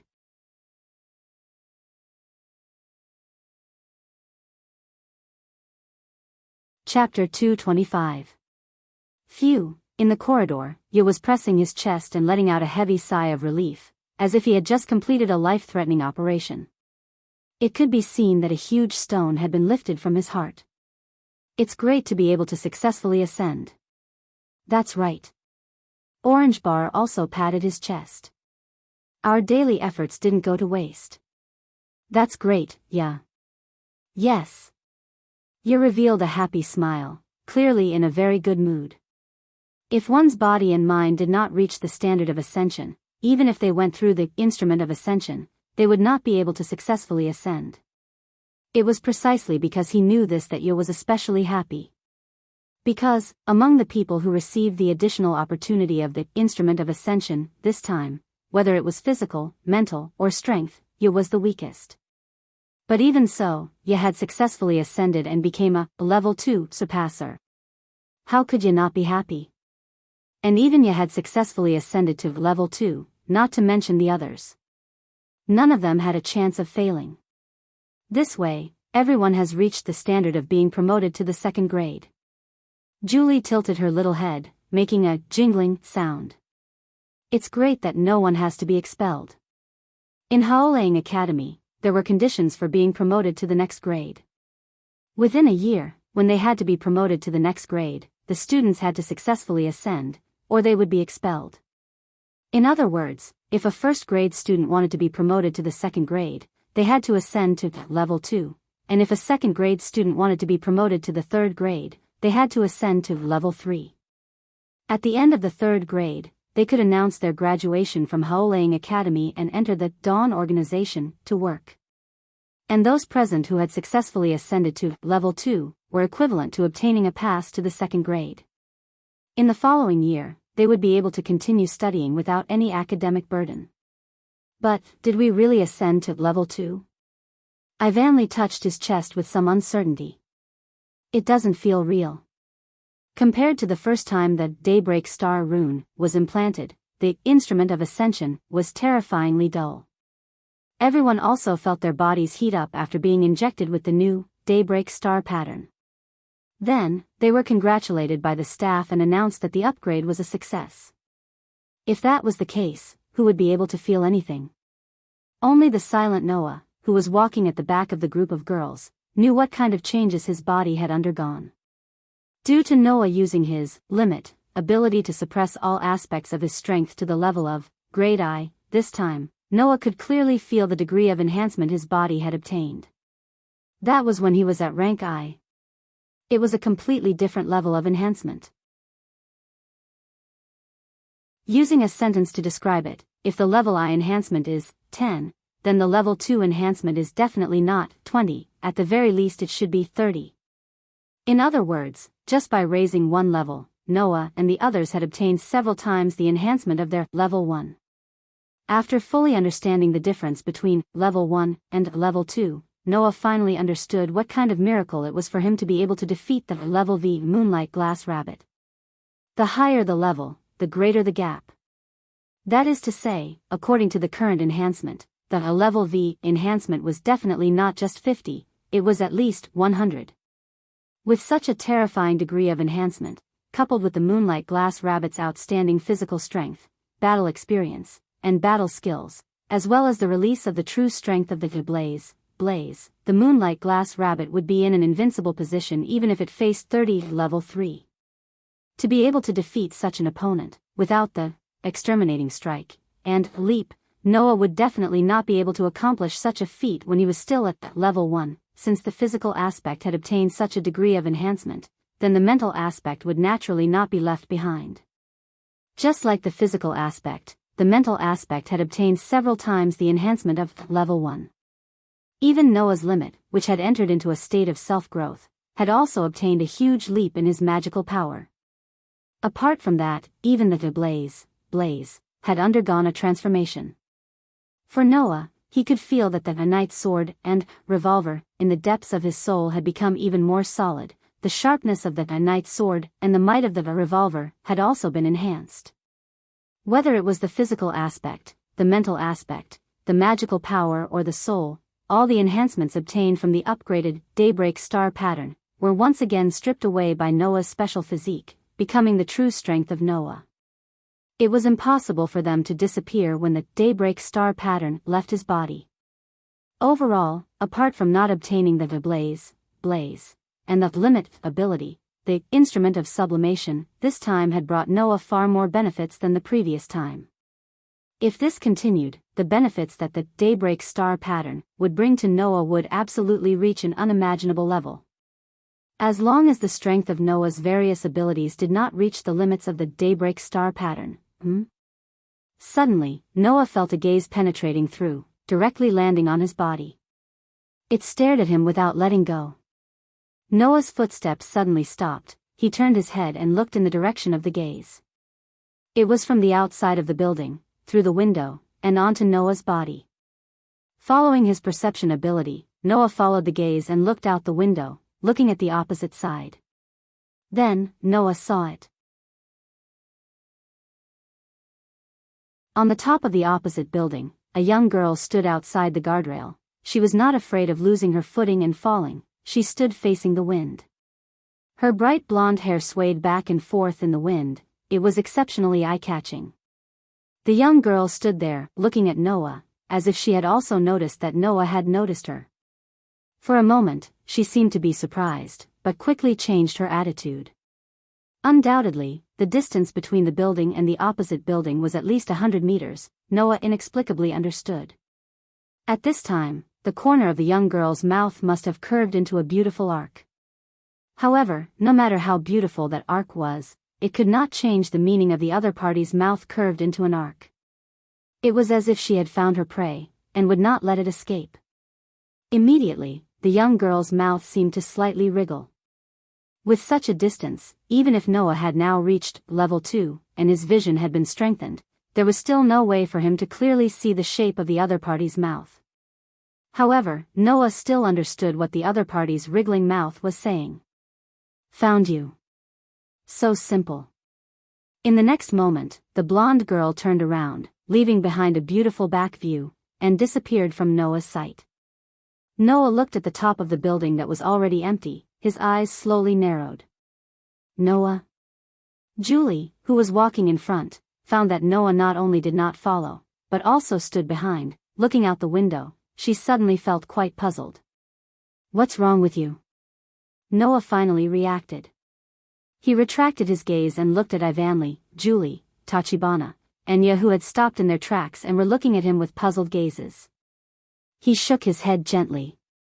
No, it's nothing. After saying that, Noah strode forward, caught up with the group of young girls, and left the scene together with the group of young girls. Noah did not notice. At the same time he left, at the entrance of the opposite building, a young girl with long blonde hair swaying in the wind walked out in an unforgettable and confident manner. She raised her head and looked in the direction of where Noah had just been. Noah Dole. Is it? As if she was reminiscing about the fate of meeting with him, the girl closed her eyes and said these words as if she was intoxicated.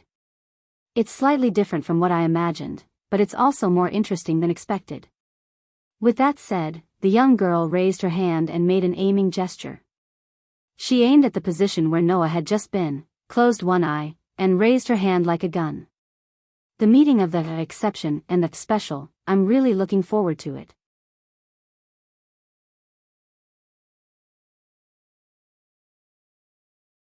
Chapter 226. Hugh.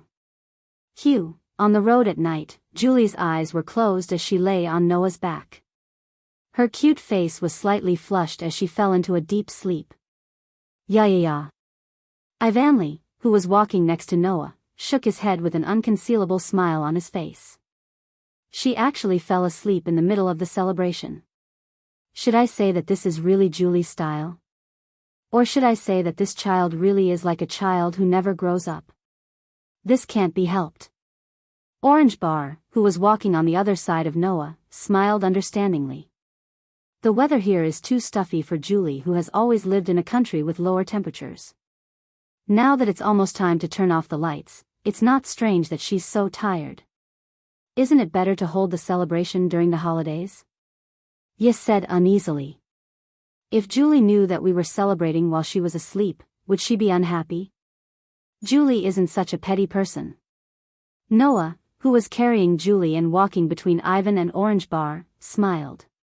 Besides, since we're celebrating our promotion to level 2, it should be done on the day of the successful promotion.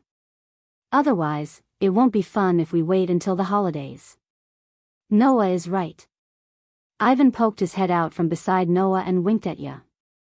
Besides, Julie should feel regretful instead of angry that she fell asleep in the middle of the celebration. I was planning to scold her when she wakes up. Don't. Ya shook her head nervously. In that case, Jolie-chan will be too pitiful. Julie, who was lying on Noah's back, wrinkled her nose slightly as she heard the conversation between Ivan and Ya. Her arms around Noah's neck tightened as she murmured in her sleep. Daddy. Everyone was stunned when they heard Julie's murmur. Then, they chuckled tacitly. Julie called you Daddy. Ivan nudged Noah with his elbow and teased him. Noah, how do you feel about having such a lovely daughter like Julie? Noah glanced at Ivan and sighed. It's okay. I'm already used to taking care of children. Upon hearing this, Ivanli, Tachibana, and Ya burst into laughter again. Their bell-like laughter echoed in the night sky, making the atmosphere exceptionally relaxed. Unfortunately, the group of people who were laughing and chatting with each other did not notice. Presently a look of serenity came over Julie's face, and another murmur. Noah. After a while, the group arrived at the entrance of the dormitory. Okay, Noah. Ivan turned around and put his hand on Julie's shoulder. Give me Julie. Can you do it? Noah asked hesitantly. How about I send Julie directly back to your room? Are you an idiot? Ivan rolled his eyes at Noah. I'm rank 2 now. How can I not even carry such a light Julie? That's true. Noah shrugged. Don't worry. Tachibana and Ya also came over. We'll help. Noah nodded. Then I'll leave it to you. With that said, Ivan, Tachibana, and Ya work together. Julie's hand, which was tightly wrapped around Noah's neck, was finally released and moved to Tachibana's back. Then we'll go up first. You should go back to your room as well. Good night, Noah. After leaving these words, Ivan, Tachibana, and Ya walked into the dormitory under Noah's gaze and moved toward Ivan and Julie's room. However, even after the group of girls disappeared from his sight, Noah still stood in the same spot and did not leave. Whoosh! In the dead of night, a cold wind blew from the sky and swept past Noah, who was standing in front of the dormitory door. Whoosh! At this moment, a black shadow suddenly rushed into the sky from the side of the forest. The tip of its foot lightly tapped on a tree branch and gracefully swept into the dark and windy night sky, leaping into the distance. Regarding this, Noah's face did not show the slightest bit of surprise. Obviously, he already knew that the other party was lying in ambush nearby. His eyes became fierce, and with a twist of his foot, his body shot out like lightning and swept onto the top of a tree. Stepping on the canopy that looked like it could fall at any time, Noah's gaze swept across the night sky and finally landed on the top of a building. There, a figure clearly reflected in Noah's dark and deep eyes. At this moment, Noah narrowed his eyes and tapped on the canopy. His body turned into a shadow and flew out. After a short moment, he steadily landed on the top of the building where the black shadow was. He slowly raised his head and looked in front. In the next moment, the bright golden hair swaying under the gentle moonlight was imprinted in Noah's eyes. The one in the day was also you, right? Noah suddenly opened his mouth. Purposely luring me out, it's time to tell me your motive, right? It was not known if the other party listened to Noah's words, but after a while, the other party turned around. The golden hair behind her back swayed in a beautiful arc in the air as she faced Noah. At this moment, behind the other party, a full moon turned into the background, releasing gentle moonlight and enveloping the other party's body. Under the moonlight, Noah's vision was also somewhat affected, and there was no way for him to see the other party's full appearance. But in the next moment, the other party's red lips opened slightly, and with a clear voice, she spat out a word, which Noah heard clearly. Blazing Fong. As soon as he finished speaking, a beautiful star pattern spun and spread out from the opponent's chest. It exploded into a blazing flame and turned into a weapon, falling into the opponent's hand. Looking at the weapon in his opponent's hand, Noah's pupils couldn't help but shrink. It was a long and slender spear with rippling blue patterns on the body of the spear. However, it was definitely not a cold weapon, but a real hot weapon, a rifle. His opponent actually possessed a surpasser like Noah's blaze, a surpasser with a complex structure that shouldn't have appeared. Hee hee. The girl with the rifle let out a joyful laugh. She raised the rifle in her hand and aimed it at Noah. Bang! In the midst of the muffled gunshot sound, the girl didn't hesitate to pull the trigger of the rifle in her hand. The bullet immediately turned into a streak of black lightning, piercing through the darkness and exploding out. However, almost at the same time, a blazing flame burst out from Noah's body and turned into a revolver. Bang! Compared to the rifle, a much louder gunshot sound reverberated. Another streak of black lightning also burst out, sweeping forward and colliding head-on with the incoming bullet of the rifle. Clang! In the midst of the collision, the bullet of the rifle was directly knocked away by the bullet of the revolver. Immediately, the remaining bullet of the revolver flew in the direction of the girl without slowing down. Shio! The pitch-black bullet streaked across the girl's cheek and disappeared into the darkness. Whether it was Noah or the girl, they didn't care where the bullet from their blaze went or whether it hit the other party. They only stared at each other with a different expression in their eyes. Noah's eyes were filled with surprise and surprise. The girl's eyes were filled with a bright and excited light. He saw that the girl was staring at the revolver in Noah's hand and chuckled as if she was intoxicated. Sure enough, we are the same kind. Noah pondered for a moment and coldly said, "Who are you?" "You will know soon." The girl smiled cheerfully, turned around, and had her back facing Noah.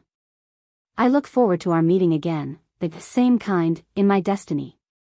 Leaving these words, the girl jumped, as if she wanted to fly towards the round moon. With a perfect parabola, she cut through the night sky and finally disappeared into the endless darkness below. Noah didn't have any thoughts of chasing after her and silently watched her leave. He raised the revolver in his hand, moved his gaze, and looked up. In the dark night, the pure white lines on the body of the gun rippled like water waves. Noah cancelled the materialization of the blaze and murmured, "Same kind." You're tuning into the Journey of the Soul YouTube channel. Don't forget to subscribe and join us on this journey to catch the most captivating stories.